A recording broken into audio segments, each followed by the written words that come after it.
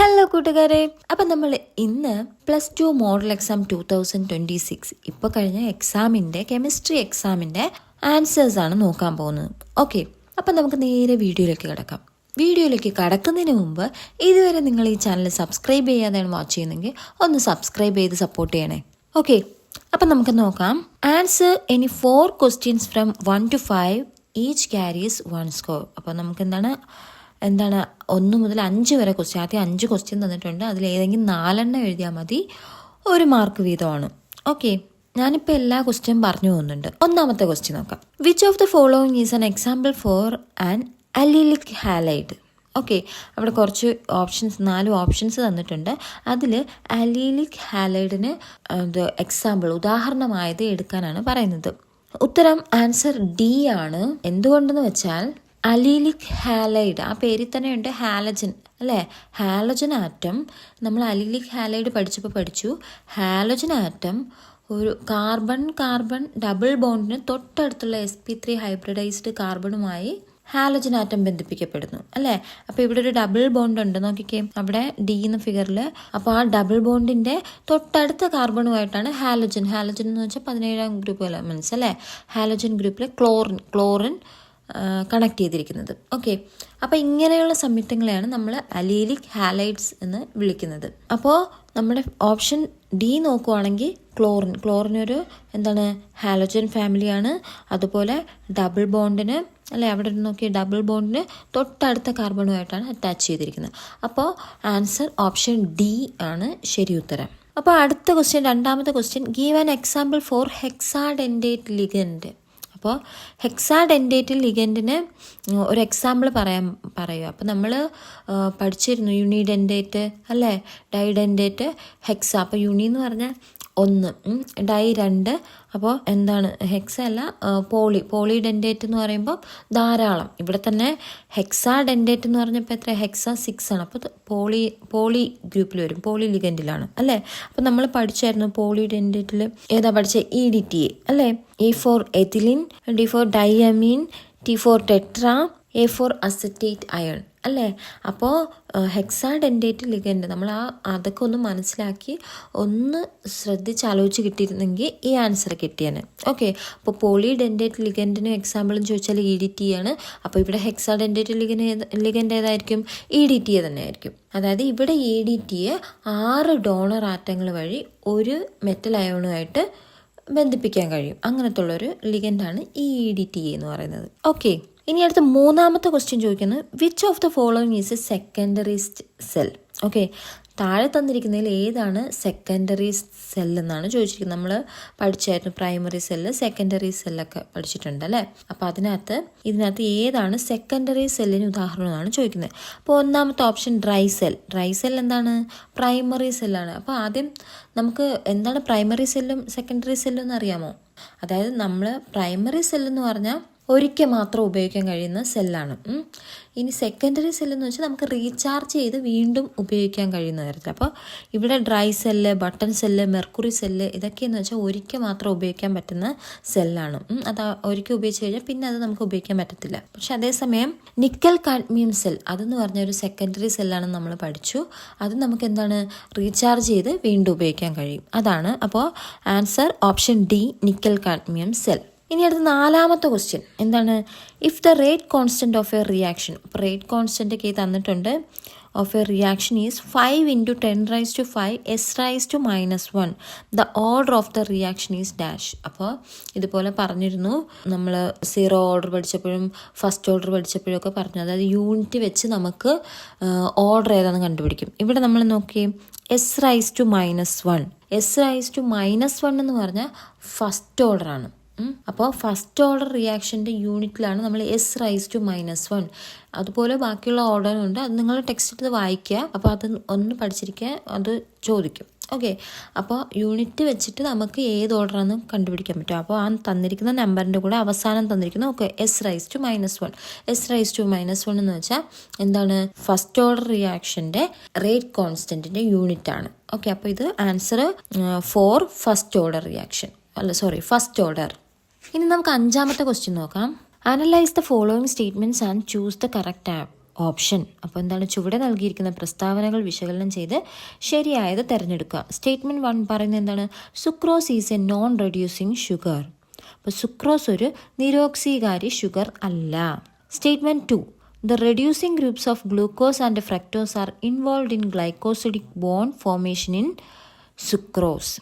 സുക്രോസിൽ ഗ്ലൂക്കോസിൻ്റെയും ഫ്രക്ടോസിൻ്റെയും നിരോക്സീകാരി ഗ്രൂപ്പുകൾ ഗ്ലൈക്കോസിഡിക് ബന്ധനത്തിൽ ഏർപ്പെട്ടിരിക്കുന്നു. അപ്പോൾ ഈ ഒരു ഒപ്പീനിയൻ നമ്മൾ അല്ലെങ്കിൽ ഈ ഇത് നോക്കിയിട്ട് അതിലേതാണ് ശരിയായിട്ടുള്ളതെന്നാണ്. അവിടുത്തെ ശരിയായിട്ടുള്ള ആൻസർ ഓപ്ഷൻ എ ആണ്. Both statement 1 and statement 2 are true and statement 2 is correct explanation of statement 1. അതാണ് ശരിയായിട്ടത്.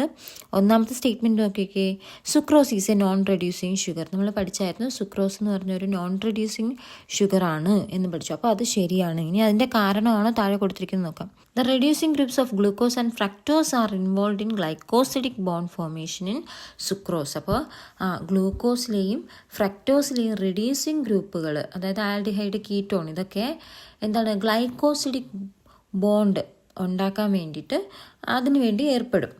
അപ്പോൾ അതുകൊണ്ടാണ് സുക്രോസ് ഒരു നോൺ റെഡ്യൂസിങ് ഷുഗർ എന്ന് പറയുന്നത്. അപ്പോൾ ഇത് നമ്മൾ പഠിച്ചതാണ്. അപ്പോൾ എന്താ, സ്റ്റേറ്റ്മെൻറ്റ് 2 ശരിയാണ്. സ്റ്റേറ്റ്മെൻറ്റ് 2 ആണ് കറക്റ്റ് എക്സ്പ്ലനേഷൻ. മറ്റേ ഒന്നാമത് നമ്മൾ സുക്രോസ് ഒരു നോൺ റെഡ്യൂസിങ് ഷുഗർ എന്ന് പറയേണ്ട ശരിയായ കാരണം ഇത് തന്നെയാണെന്നാണ്. അപ്പോൾ ആൻസർ എങ്ങനെ എഴുതും? Option A, both statement 1 and statement 2 are true and statement 2 is the correct explanation of statement 1. Okay, ഇനി അടുത്ത് answer any 8 questions from 6 to 15 each carries 2 scores. അപ്പോൾ ആൻസർ എനി 8 ക്വസ്റ്റ്യൻസ്. അപ്പോൾ 6 മുതൽ 15 വരെയുള്ള ക്വസ്റ്റ്യനിൽ ഏതെങ്കിലും 8 എണ്ണം എഴുതാനാണ് പറയുന്നത്. 2 മാർക്കിൻ്റെ ചോദ്യമാണ്. ഓക്കെ, നമുക്ക് 6ാമത്തെ ക്വസ്റ്റ്യൻ നോക്കാം. What are the 2 types of azeotropes? അപ്പോൾ നമ്മൾ അസിയോട്രോപ്സ് പഠിച്ചു. എവിടെയാണ്? സൊല്യൂഷൻ എന്ന് പറയുന്ന ചാപ്റ്ററിൽ പഠിച്ചതാണ്. അപ്പോൾ അസിയോട്രോപ്സ് എന്താണെന്നല്ല ചോദിച്ചിരിക്കുന്നത്, 2 types ഓഫ് അസിയോട്രോപ്സ് ആണ് ചോദിച്ചിരിക്കുന്നത്. 1 മാർക്കിനാണ്. അപ്പോൾ നമുക്ക് ആ ടൈപ്സ് മാത്രം എഴുതിയാൽ മതി. ഏതാണ്? മിനിമം ബോയിലിംഗ് അസിയോട്രോപ്സ് ഉണ്ടെന്നും മാക്സിമം ബോയിലിംഗ് അസിയോട്രോപ്സ് ഉണ്ടെന്നും നമ്മൾ പഠിച്ചു. ഓക്കെ, ഇനി അടുത്ത question, which type of azeotrope is formed by the solutions that show large negative deviation from Raoult's law? Give an example for such a solution. അപ്പോൾ Raoult's നിയമത്തിൽ നിന്ന് ഗണ്യമായ നെഗറ്റീവ് വ്യതിയാനം കാണിക്കുന്ന, അതായത് മാക്സിമം നെഗറ്റീവ് ഡീവിയേഷൻ കാണിക്കുന്ന ലായനികൾ ഏത് തരം അസിയോട്രോപ്പ് ആണ് ഉണ്ടാക്കുന്നത്? എന്നിട്ട് അതുപോലുള്ള അത്തരത്തിലൊരു സൊല്യൂഷന് എക്സാമ്പിൾ എഴുതാനാണ് പറയുന്നത്. അപ്പം നമ്മൾ പറഞ്ഞു നെഗറ്റീവ് ഡീവിയേഷൻ ഗണ്യമായി കാണിക്കുമ്പോൾ അതേതാണെന്ന് പഠിച്ചു. മാക്സിമം ബോയിലിംഗ് അസിയോട്രോപ്പാണെന്ന് പഠിച്ചു. മാക്സിമം ബോയിലിംഗ് അസിയോട്രോപ്പാണ് അവിടുത്തെ ആൻസർ. ഇനി അതിന് നമുക്ക് എക്സാമ്പിൾ ഏതൊക്കെ എഴുതാം?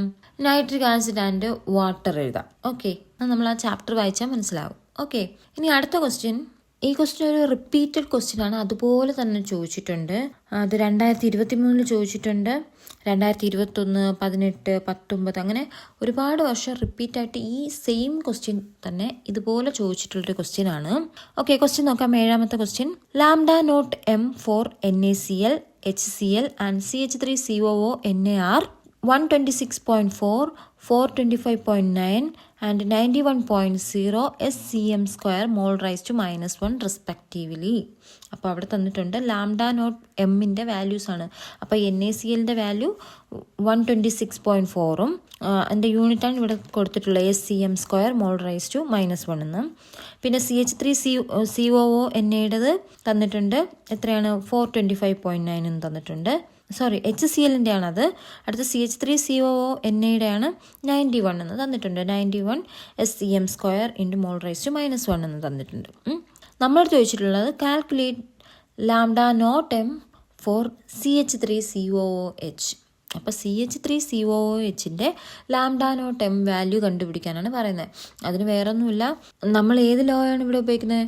കോൾറൗഷ് ലോ അല്ലേ? അപ്പോൾ ഇത് എവിടെ പഠിച്ച് നമ്മൾ ഇലക്ട്രോ കെമിസ്ട്രി എന്ന് പറഞ്ഞ ചാപ്റ്റർ നോക്കിയാൽ അവിടെയുണ്ട്. ഓക്കെ, അപ്പോൾ നമുക്ക് എങ്ങനെ എഴുതാം? According to Kohlrausch law lambda naught m CH3COOH അതാണ് നമുക്ക് കണ്ടുപിടിക്കണം. അതിനെങ്ങനെ എഴുതും? അതിന് നമുക്ക് ആ ലോ വെച്ചിട്ട് നമ്മൾ അവിടെ പഠിച്ചതാണ്. എങ്ങനെ എഴുതാം? Lambda naught M CH3COO NA plus lambda naught M HCl minus lambda naught M NaCl എന്ന് എഴുതാം.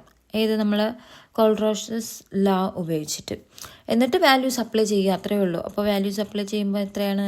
CH3COO NAയുടെ തന്നിട്ടുണ്ട് 91.0, അതേ പ്ലസ് എന്താ HClൻ്റെ തന്നിട്ടുണ്ട് 425.9 തന്നിട്ടുണ്ട്, മൈനസ് NaClൻ്റെ തന്നിട്ടുണ്ട് 126.4 തന്നിട്ടുണ്ട്. അപ്പോൾ ആദ്യത്തെ രണ്ടും കൂട്ടിയിട്ട് അടുത്ത വാല്യൂ മൈനസ് ചെയ്താൽ മതി. നമുക്കപ്പോൾ കാൽക്കുലേറ്റർ ചെയ്താൽ മതി. അപ്പോൾ ആൻസർ നമുക്ക് എത്ര കിട്ടും? 390.5. പിന്നെ ആ യൂണിറ്റ് നമുക്ക് മുകളിൽ നേരത്തെ തന്നിട്ടുണ്ട്, അത് എടുത്ത് എഴുതിയാൽ മതി. SEm² മോൾ റൈസ് ടു -1 എന്ന് എഴുതാം. ഓക്കെ, ഇനി അടുത്ത ക്വസ്റ്റ്യൻ, ഇതും നമ്മൾ പഠിച്ചതാണ്. Consider the reaction. ഇത് ഏതാണ്? കെമിക്കൽ കൈനറ്റിക്സിൽ പഠിച്ചതാണ് അല്ലേ? Consider the reaction A+B gives products. അപ്പം എയും ഏതാണ് റിയാക്റ്റൻസ് തന്നിട്ടില്ല, അതിന് എയും ബിയും തന്നിട്ടുണ്ട്. അപ്പോൾ എയും ബിയും എന്ന് പറഞ്ഞാൽ രണ്ട് റിയാക്റ്റൻസ് ഉണ്ട്. ആ റിയാക്റ്റൻസ് എന്താണ്? റിയാക്ഷൻ നടന്ന് നമുക്ക് പ്രോഡക്ട്സ് കിട്ടുന്നുണ്ട്, ഉൽപ്പന്നങ്ങൾ കിട്ടുന്നുണ്ട്. The reaction is first order with respect to A. അപ്പോൾ വിത്ത് റെസ്പെക്ട് ടു എ എന്ന് പറയുന്ന റിയാക്റ്റൻറ്റ് വെച്ചിട്ട് അതെന്താണ്? ഫസ്റ്റ് ഓർഡർ ആണ്. And the second order with respect to B ആണെങ്കിൽ എന്താണ്? സെക്കൻഡ് ഓർഡർ ആണ്. അങ്ങനെയാണെങ്കിൽ ഒന്നാമത്തെ question, right the rate equation. നമ്മൾ റേറ്റ് ഇക്വേഷൻ എഴുതാൻ പഠിച്ചിട്ടുണ്ടായിരുന്നു, ഞാൻ അപ്പോഴേ പറഞ്ഞത്. റേറ്റ് ഇക്വേഷൻ എന്ന് പറയുമ്പം എന്താണ്? കെ കൊണ്ട് നമ്മൾ മൾട്ടിപ്ലൈ ചെയ്യും. എന്നിട്ട് അവിടെ പഠിപ്പിച്ച് പറഞ്ഞാൽ റിയാക്റ്റൻസിൽ നമ്മളൊരു സ്ക്വയർ ബ്രാക്കറ്റിനകത്തിടും, അത് എത്ര ഉണ്ടെന്ന് പവർ പോലെ മുകളിൽ എഴുതും എന്ന് പറഞ്ഞില്ലേ. പിന്നെ ബി എന്ന് പറഞ്ഞാൽ ആ റിയാക്റ്റൻസ് എഴുതുന്നത് അവിടെ പഠിച്ചായിരുന്നു, നമ്മൾക്കറിയാം. അപ്പോൾ ഇവിടെ വരുമ്പോൾ റേറ്റ് ഇക്വേഷൻ എങ്ങനെ എഴുതാം? Rate equation rate equal to k into ആ റിയാക്റ്റൻസ് ഏതാണ്? ഫസ്റ്റ് എ ആണ്. എ എന്ന് വെച്ചാൽ എന്താണ്? First order with respect to A എന്നാണ്. അപ്പോൾ എ എന്ന് പറഞ്ഞ് സ്ക്വയർ ബ്രാക്കറ്റിൽ ഇട്ടിട്ട് ഫസ്റ്റ് ഓർഡർ ആയതുകൊണ്ട് മുകളിൽ പവർ എത്ര എഴുതും? 1 എന്ന് എഴുതും, കാരണം ഫസ്റ്റ് ഓർഡർ ആയതുകൊണ്ട്. അടുത്ത റിയാക്റ്റൻ്റ് ഏതാ? ബി. അതും ബിയും ഒരു സ്ക്വയർ ബ്രാക്കറ്റിലിട്ട് അത് സെക്കൻഡ് ഓർഡർ എന്നാണ് പറഞ്ഞത്. അപ്പോൾ പവർ മുകളിൽ എവിടെ എത്ര എഴുതും? 2 എന്ന് എഴുതും. അപ്പോൾ ഇത്ര എഴുതി കഴിഞ്ഞാൽ നമുക്ക് 1 മാർക്ക് സ്കോറായി. അപ്പോൾ റേറ്റ് എഴുതുമ്പോൾ കെ ഇൻറ്റു ആ റിയാക്റ്റൻ്റ് സ്ക്വയർ ബ്രാക്കറ്റിലെടുത്ത് എത്രയാണെന്ന് എഴുതുക, ഓർഡറാണ് തന്നിരിക്കുന്നതെങ്കിൽ അതനുസരിച്ച് എഴുതുക. ഓക്കെ, ഇനി രണ്ടാമത്തെ question, how is the rate affected when the concentration of both A and B are doubled. അപ്പോൾ ഈ എ എന്ന് പറയുന്നതും ബി എന്ന് പറയുന്നതും ഡബിൾഡ്, ഇരട്ടിച്ചു എന്ന് പറഞ്ഞാൽ എത്രയാണ്? 2 കൊണ്ട് രണ്ടിലും മൾട്ടിപ്ലൈ ചെയ്യുക. അപ്പോൾ നമുക്ക് എങ്ങനെ എഴുതാം? Rate r is equal to k into ഇവിടെ നമ്മൾ മുകളിൽ എഴുതി ആ റേറ്റിൽ ഒരു രണ്ടിടത്ത് ഒരു 2 കൊണ്ട് മൾട്ടിപ്ലൈ ചെയ്യണം. അപ്പം എ പവർ 1 എന്താവും? 2a അല്ലേ? കോൺസെൻട്രേഷൻ ഓഫ് 2a എന്ന് പവർ 1 എഴുതും. അടുത്തത് കോൺസെൻട്രേഷൻ ഓഫ് ബിയുടെ അവിടെ എന്താ മാറും? 2b എന്നാവും. 2b അതായത് ഡബിൾഡ്, ഇരട്ടിച്ചു എന്ന് പറഞ്ഞാൽ 2 കൊണ്ട് മൾട്ടിപ്ലൈ ചെയ്തു, അതിൻ്റെ പവർ നമുക്ക് 2 എഴുതാം. ഇനി എന്ത് ചെയ്യും? നമ്മൾ കെ ഇൻറ്റു ആ 2നെ പുറത്തെടുക്കും. 2നെ പുറത്തെടുത്ത് കോൺസെൻട്രേഷൻ ഓഫ് എ പവർ 1 എന്ന് എഴുതും. അതായത് 2 ഇൻറ്റു ആ ഒരു നമുക്ക് അകത്തിരിക്കുന്ന ആ 2 ആ പവർ കൊണ്ട് മൾട്ടിപ്ലൈ ചെയ്യണം. അപ്പോൾ 2 ഇൻറ്റു 1 എന്ത് തന്നെ? 2 തന്നെയാണ്. അത് ഇൻറ്റു ഇനി അടുത്തെന്താണ്? 2b concentration of 2b square എന്താവും? അതെന്തായും? 2ൻ്റെ സ്ക്വയർ ചെയ്യും. അതായത് 2ൻ്റെ സ്ക്വയർ എത്രയായിരിക്കും? 2 2 4 അല്ലേ? അപ്പം 4 നമ്മൾ പുറത്തെടുക്കും. പിന്നെ കോൺസെൻട്രേഷൻ ഓഫ് ബി ആ പവർ 2 അതുപോലെ തന്നെ എഴുതും. ഇനി എന്ത് ചെയ്യും? ബാക്കി 4ഉം ഈ സംഖ്യകൾ തമ്മിൽ ഗുണിക്കും. 4 ഇൻറ്റു 2 എത്ര? 8 കെ, പിന്നെ ബാക്കി അതുപോലെ എഴുതും. അപ്പോൾ റേറ്റ് ഇവിടെ എന്താ വ്യത്യാസം വരുന്നത്? അപ്പോൾ നമ്മൾ എയും ബിയും ഡബിൾ ചെയ്യുമ്പം റേറ്റ് എന്താവും? 8 ടൈംസ് ആവും. അതായത് 8 മടങ്ങ് അവിടെ വർദ്ധിക്കും. അപ്പോൾ എന്താ അവിടെ എഴുതാൻ? How is the rate affected എന്ന് പറയുമ്പോൾ ഞാൻ ഇവിടെ എഴുതിയില്ല, നിങ്ങൾ അത് എഴുതിക്കോണം. എന്താണ്? എങ്ങനെ? Concentration of both A and B double ചെയ്താൽ എഴുതുക. Concentration of both A and B 8 times ആവുമെന്ന് എഴുതുക. ഓക്കെ, അതായത് റേറ്റ് 8 ടൈംസ് ആവുമെന്ന് എഴുതിക്കൊള്ളുക. ഓക്കെ, ഇനി അടുത്ത് നമുക്ക് 9ാമത്തെ ക്വസ്റ്റ്യൻ നോക്കാം. For a chemical reaction R, അതായത് കെമിക്കൽ റിയാക്ഷനിൽ റിയാക്റ്റൻസ് എന്തായിട്ട് മാറും? പ്രോഡക്റ്റ് ആയിട്ട് മാറും. R tends to P. The concentration of reactants R against time graph is given below. അപ്പോൾ നമുക്ക് ഈ ഗ്രാഫ് തന്നിട്ടുണ്ട്. എന്നിട്ട് ഒന്നാമത്തെ ക്വസ്റ്റ്യൻ എന്താണ്? ഗ്രാഫ് നമ്മൾ ശ്രദ്ധിച്ചിട്ടുണ്ട്. നമ്മൾ ഇതെവിടെയാണ് പഠിച്ചത്? കെമിക്കൽ കൈനറ്റിക്സിനകത്ത് പഠിച്ചതാണ്. ഇത് ഏതിൻ്റെ ഗ്രാഫാണെന്ന് നമുക്ക് കാണുമ്പോഴേ അറിയാം. ഞാൻ പറഞ്ഞു ഗ്രാഫ് ഫസ്റ്റ് ഓർഡറിൻ്റെയും 0 ഓർഡറിൻ്റെയൊക്കെ ഗ്രാഫ് പഠിക്കണം എന്ന് പറഞ്ഞു. അപ്പം ഇത് നമുക്ക് ഒറ്റ നോട്ടത്തിൽ കാണുമ്പോഴേ അറിയാം ഇതാണ് 0 ഓർഡറിൻ്റെ ഗ്രാഫാണ് ഇവിടെ തന്നിരിക്കുന്നത്. അപ്പോൾ ഒന്നാമത്തെ ക്വസ്റ്റ്യൻ എന്താ? Predict the order of the reaction. അപ്പോൾ ഈ റിയാക്ഷൻ ഏത് ഓർഡറാണെന്ന്, അതായത് ഈ ഗ്രാഫ് ഏത് ഓർഡറാണെന്ന്, ഏതാണ്? 0 ഓർഡർ നമ്മൾ ഓൾറെഡി പഠിച്ചിട്ടുണ്ട്. ഓക്കെ, ഇനി രണ്ടാമത്തെ question, give an example four A reaction which follow the above graph.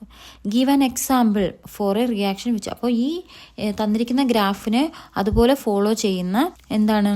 ഇതിന് ഒരു റിയാക്ഷൻ, ഒരു ഉദാഹരണം പറയാനാണ് അവിടെ പറഞ്ഞേക്കുന്നത്. എക്സാമ്പിൾ നമുക്ക് ഏതെഴുതാം? ടെക്സ്റ്റ് വായിച്ചാൽ നമുക്ക് മനസ്സിലാക്കും. ഒരു എക്സാമ്പിൾ നമുക്ക് എഴുതാം. Decomposition of gaseous ammonia on A hot platinum surface എന്ന് പറഞ്ഞ് നമ്മളവിടെ എക്സാമ്പിൾ പഠിച്ചിട്ടുണ്ടായിരുന്നു. അപ്പോൾ അത് എഴുതിയാൽ മതി, നമുക്ക് 1 മാർക്ക് കിട്ടും. ഇനി what are ambident nucleophiles explain with an example. അപ്പോൾ എന്താണ് ആംബിഡൻ ന്യൂക്ലിയോഫൈൽസ് എന്താണെന്നും അത് ഒരു ഉദാഹരണ സഹിതം വിവരിക്കാനാണ് പറയുന്നത്. അപ്പോൾ അതിൻ്റെ നമുക്ക് ആൻസർ എങ്ങനെ എഴുതാം? എന്തായിരുന്നു ambident nucleophile? Ambident nucleophiles are nucleophiles that can attack through more than one centre. അപ്പോൾ എന്താ പറഞ്ഞത്, ഈ ന്യൂക്ലിയോഫൈൽസ് ആണിവ, ഇവയ്ക്ക് എന്താണ് ബോണ്ട് ക്രിയേറ്റ് ചെയ്യാൻ പറ്റും, അറ്റാക്ക് ചെയ്യാം through more than one centre, അതായത് ഡിഫറൻറ്റ് സൈറ്റ്സിലൂടെ അല്ലെങ്കിൽ ഒരു സെൻറ്ററിൽ കൂടുതൽ മോർ ദാൻ വൺ സെൻറ്ററിലൂടെ അവയ്ക്ക് അറ്റാക്ക് ചെയ്ത് ബോണ്ട് ക്രിയേറ്റ് ചെയ്യാൻ പറ്റും. അതിനൊരു എക്സാമ്പിൾ സഹിതം പറയാൻ പറഞ്ഞിട്ടുണ്ട്. എക്സാമ്പിളാണ് സയനൈഡ് അയൺ. സയനൈഡിൻ്റെ പ്രത്യേകത എന്താണ്? ഇറ്റ് ക്യാൻ ലിങ്ക് എന്ന് വെച്ചാൽ ബോണ്ട് ചെയ്യാൻ പറ്റും, അതിന് ബോണ്ട് ക്രിയേറ്റ് ചെയ്യാൻ പറ്റും through either the carbon or nitrogen atom. അതായത് കാർബൺ ആറ്റമായിട്ട് ബോണ്ട് അല്ലെങ്കിൽ കാർബൺ ആറ്റമായിട്ട് ബോണ്ട് ഫോം ചെയ്യാൻ പറ്റും, അല്ലെങ്കിൽ നൈട്രജൻ ആറ്റമായിട്ട്. അപ്പോൾ അതാണ് ഇവിടെ പറഞ്ഞത്, attack through more than one centre എന്നാണ് അവിടെ പറഞ്ഞിരിക്കുന്നത്. ഓക്കെ, മനസ്സിലായല്ലോ. ഇനി അടുത്ത question, diphenyls are prepared from aryl halides. Okay എന്താ ക്വസ്റ്റ്യൻ ചോദിക്കുക? ഡൈഫിനൈൽസ് എന്താണ് അറൈൽ ഹാലൈഡ്സ് എന്ന് പ്രിപ്പയർ ചെയ്തിരിക്കുകയാണ്, തയ്യാറാക്കിയിരിക്കുകയാണ്. Name the reaction for the preparation of diphenyls. അപ്പോൾ ഡൈഫിനൈൽസിൻ്റെ പ്രിപ്പയർ ചെയ്തതിൻ്റെ റിയാക്ഷൻ, ആ പേരെന്താണ്, ഏത് റിയാക്ഷനാണ് നമ്മൾ പഠിച്ചു? ഫിറ്റിംഗ് റിയാക്ഷനാണെന്ന് പഠിച്ചു. ഫിറ്റിംഗ് റിയാക്ഷനാണ് ആ പേര്, അത് ടെക്സ്റ്റ് ബുക്ക് വായിച്ചാൽ മനസ്സിലാവും. ഓക്കെ, ഫിറ്റിംഗ് റിയാക്ഷൻ നമുക്ക് ഏത് ചാപ്റ്ററിലാണ്? ചാപ്റ്റർ 6 ഹാലോ ആൽക്കെയിൻസ് ആൻഡ് ഹാലോ അരീൻസിൽ അവിടെ കൊടുത്തിട്ടുണ്ട്. അപ്പോൾ ഫിറ്റിംഗ് റിയാക്ഷൻ എന്ന് മനസ്സിലാക്കാം. പിന്നെ അതിൻ്റെ write the chemical equation for the above reaction. അപ്പോൾ ഫിറ്റിംഗ് റിയാക്ഷൻ പഠിച്ചപ്പോൾ അതിൻ്റെ താഴെ നമ്മൾ ഇത് പഠിച്ചിരുന്നു, എന്താണ് ഇക്വേഷൻ പഠിച്ചിരുന്നു. ഓക്കെ, ആ ഇക്വേഷൻ എങ്ങനെ എഴുതാം? C6H5Br. അപ്പോൾ ആ ഇക്വേഷൻ അവിടെ ഡൈഫിനൈൽ പ്രിപ്പയർ ചെയ്യുന്ന ആ ഒരു കെമിക്കൽ ഇക്വേഷൻ അവിടെ കൊടുത്തിട്ടുണ്ട്, അത് നിങ്ങൾ പഠിച്ചാൽ മതി. പിന്നെ അവിടെ Br ബ്രോമിൻ, അതായത് ഹാലജൻ ഗ്രൂപ്പ് വരുവാണ്. ചിലപ്പോൾ അവിടെ ചിലടത്ത് ബ്രോമിന് പകരം ക്ലോറിനും കാണാം. ആ ഇക്വേഷനും ശരിയാണ്. അപ്പോൾ ഇക്വേഷൻ ബുക്കിലുണ്ട് ഡൈഫിനൈൽ പ്രിപ്പയർ ചെയ്യുന്നത്. അപ്പോൾ ആ കെമിക്കൽ ഇക്വേഷൻ അങ്ങ് പഠിച്ചാൽ മതി. ഓക്കെ, ഇനി അക്കൗണ്ട് ഫോർ ദ ഫോളോയിങ്. താഴെ തന്നിരിക്കുന്ന question 1. It is necessary to avoid even traces of moisture from a Grignard reagent. Okay, അപ്പോൾ നമ്മൾ കാരണം പറയാനാണ് കേട്ടോ. It is necessary to avoid even traces of moisture from a Grignard reagent. അതായത് ഇവിടെ പറഞ്ഞ് നേരിയ ഈർപ്പം പോലും ഗ്രിഗ്നാർഡ് റിയേജൻറ്റിൽ ഉണ്ടാകാൻ പാടില്ല എന്ന് പറഞ്ഞു. അപ്പോൾ എന്തോ ഒരു ഗ്രിഗ്നാർഡ് റിയേജൻറ്റിൽ എന്താണ് നേരിയ ഈർപ്പം പോലും ഉണ്ടാകാൻ പാടില്ല. എന്തുകൊണ്ടാണ്? നമ്മൾ പഠിച്ചായിരുന്നു ഗ്രിഗ്നാർഡ് റിയേജൻറ്റ് എന്ത് ചെയ്യും? ഈർപ്പമായിട്ട് പ്രവർത്തിക്കും. ഈർപ്പമായിട്ട് പ്രവർത്തിച്ചാൽ അവിടെ എന്തായിട്ട് മാറും? ആൽക്കെയിൻസ്, അതായത് നമ്മുടെ ഹൈഡ്രോ കാർബണായി മാറുന്നതിനാലാണ് ഈർപ്പം അവിടെ ഉണ്ടാവാൻ പാടില്ല, അത് ഒഴിവാക്കുന്നത്. ഓക്കെ, അപ്പോൾ അതെങ്ങനെ നമുക്ക് ഇംഗ്ലീഷിൽ എഴുതാം? Moisture is avoided because Grignard reagents react it to form hydrocarbons or alkanes. Okay, ഇനി അടുത്ത question, second part. Chloroform is stored in closed dark coloured bottles completely filled so that air is kept out. അപ്പോൾ എന്താണ്? Chloroform സൂക്ഷിക്കുന്ന നന്നായി അടച്ച് ഇരുണ്ട നിറമുള്ള കുപ്പികളിൽ പൂർണ്ണമായും നിറച്ച് വായു സാന്നിധ്യം ഒഴിവാക്കിയാണെന്ന് പറഞ്ഞു. അപ്പോൾ ഇത് നമ്മൾ പഠിച്ചായിരുന്നു ചാപ്റ്റർ അല്ലേ? അപ്പോൾ ഇത് എന്തുകൊണ്ടാണ് നമ്മൾ ക്ലോറോഫോം എന്താണ്? പോയിസണസ് ഗ്യാസ് ആയിട്ട് മാറും, അതറിയാലോ. Because it can react with air. അതെന്ത് ചെയ്യും? വായുവായിട്ട് പ്രവർത്തിക്കാൻ പറ്റും. വായുവായിട്ട് മാത്രമല്ല, ലൈറ്റ്, പ്രകാശവുമായിട്ട് റിയാക്ട്. അപ്പോൾ ലൈറ്റ് എയറോ പ്രസൻസ് ഉണ്ടെങ്കിൽ അത് റിയാക്ഷൻ നടക്കും. അങ്ങനെ റിയാക്ഷൻ നടന്നാൽ എന്താണ്? ഒരു വിഷവാതകം ഉണ്ടാകുന്ന പോയിസണസ് ഗ്യാസാണ് ഫോസ്ജീൻ. അപ്പോൾ ഫോസ്ജീൻ എന്ന് പറഞ്ഞ വിഷവാതകം ഉണ്ടാകും. അപ്പോൾ അത് ഒഴിവാക്കാൻ വേണ്ടിയിട്ടാണ് അതിനെ എന്താണ് നന്നായി അടച്ച ഇരുണ്ട നിറമുള്ള കുപ്പികളിൽ പൂർണ്ണമായും നിറച്ച് വായു സാന്നിധ്യം ഒഴിവാക്കി സൂക്ഷിക്കുന്നത്. ഓക്കെ, അടുത്ത 13ാമത്തെ question. Give the chemical equation for the preparation of phenol from cumene. അപ്പോൾ ഇതെവിടെയാണ് നമ്മൾ പഠിച്ചത്? ആൽക്കഹോൾസ്, ഫിനോൾസ് ആൻഡ് ഈതേഴ്സ് എന്ന് പറഞ്ഞാൽ അവിടെ നമ്മൾ പ്രിപ്പറേഷൻ ഓഫ് ഫിനോൾസ് പറഞ്ഞപ്പോൾ അതിനകത്ത് എന്താണ് ഇത്? ഈ എന്താണ് ഫിനോൾസിനെ നമ്മൾ ക്യുമീനിൽ നിന്ന് ഫിനോൾസ് ഉണ്ടാക്കുന്ന ഏതിനാണ്? ഇൻഡസ്ട്രിയൽ പർപ്പസസ്, ഇൻഡസ്ട്രിയൽ പ്രിപ്പറേഷൻ ആണിത്. അപ്പോൾ അതിന്റെ കെമിക്കൽ ഇക്വേഷനാണ് എഴുതാൻ പറഞ്ഞത്. എന്താണ് കെമിക്കൽ ഇക്വേഷൻ എഴുതുമ്പോൾ ആദ്യം നമ്മൾ എന്ത് ചെയ്യും? ഫസ്റ്റ് നമ്മൾ എന്താ ചെയ്യുന്നത് വെച്ചാൽ ക്യുമീനെ ഓക്സിഡൈസ് ചെയ്യും. അപ്പോൾ ക്യുമീനെ ഓക്സിഡൈസ് ചെയ്യുന്നത് വെച്ചാൽ ഓക്സിജന്റെ പ്രസൻസിലോ, അപ്പോൾ in the presence of air അല്ലേ ഓക്സിഡൈസ് ചെയ്യുന്നത്? എയറിന്റെ സാന്നിധ്യത്തിൽ ഓക്സിഡൈസ് ചെയ്തിട്ട് എന്താണ്? ക്യുമീൻ ഹൈഡ്രോ പെറോക്സൈഡ് ആവും. ഇനി ഇതിനെ എന്ത് ചെയ്യും? ഫിനോളായിട്ട് അല്ലെങ്കിൽ അസറ്റോണായിട്ട് കൺവേർട്ട് ചെയ്യുന്ന എന്ത് വെച്ചിട്ടാണ്?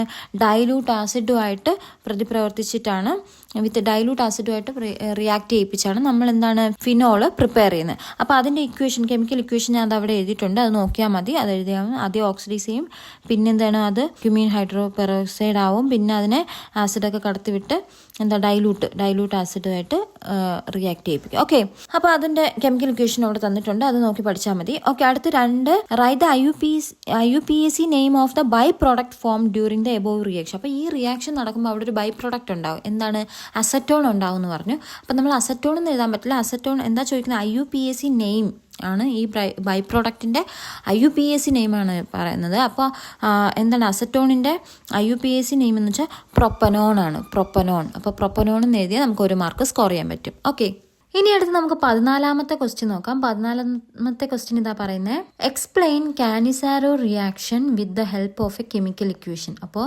ഒരു കെമിക്കൽ ഇക്വേഷൻ്റെ സഹായത്തോടു കൂടെ കാനിസാരോ റിയാക്ഷനെ കുറിച്ച് വിവരിച്ചെഴുതാനാണ് പറയുന്നത്.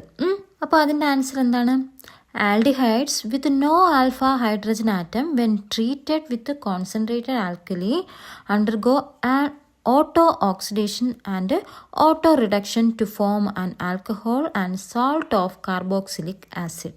അപ്പോൾ aldehydes with no alpha hydrogen atom ഇല്ലാത്ത ആൽഡിഹൈഡ്സിനെ എന്താ ട്രീറ്റഡ് വിത്ത് കോൺസെൻട്രേറ്റഡ്, അത് ഗാഢത കൂടി ആൽക്കലിയുമായിട്ട് ട്രീറ്റ് ചെയ്യുമ്പോഴത്തേക്കും അത് എന്താണ് ഓട്ടോ ഓക്സിഡേഷനും പിന്നെ ഓട്ടോ റിഡക്ഷനും ഉണ്ടായി എന്ത് ഫോം ചെയ്യും, alcohol and salt of carboxylic ആസിഡിൻ്റെ സോൾട്ടും പിന്നെ ആൽക്കഹോളും ആയിട്ട് മാറുന്ന ഒരു പ്രോസസ്സിനെയാണ് നമ്മൾ കാനിസാരോ റിയാക്ഷൻ എന്ന് പറഞ്ഞു. അത് ടെക്സ്റ്റ് ബുക്കിൽ പഠിച്ചായിരുന്നു. അപ്പോൾ അതിൻ്റെ ഒരു ഇക്വേഷൻ, അതായത് കെമിക്കൽ ഇക്വേഷൻ ഇവിടെ കൊടുത്തിട്ടുണ്ട്, സോഡിയം ഹൈഡ്രോക്സൈഡിൻ്റെ പ്രസൻസിൽ ചെയ്യുന്നത്. അപ്പോൾ ആ ഇക്വേഷൻ അങ്ങ് നിങ്ങൾ പഠിച്ചാൽ മതി. ഓക്കെ, ഇനി നമുക്ക് 15ാമത്തെ ക്വസ്റ്റ്യൻ നോക്കാം.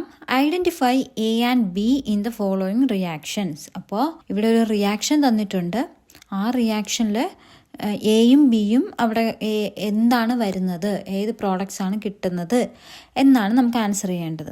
ഓക്കെ, ഒന്നാമത് നോക്കാം. CH3CONH2 കണ്ടാൽ നമുക്കറിയാം അമീനാണെന്ന്, അല്ലേ? അമീൻ എന്ന് പറയുന്ന ചാപ്റ്ററിൽ നിന്നുള്ള ക്വസ്റ്റ്യൻ ആണിത്. അപ്പോൾ അവിടെ നമ്മൾ ഈ ഇക്വേഷൻ പഠിച്ചിട്ടുണ്ടായിരുന്നു.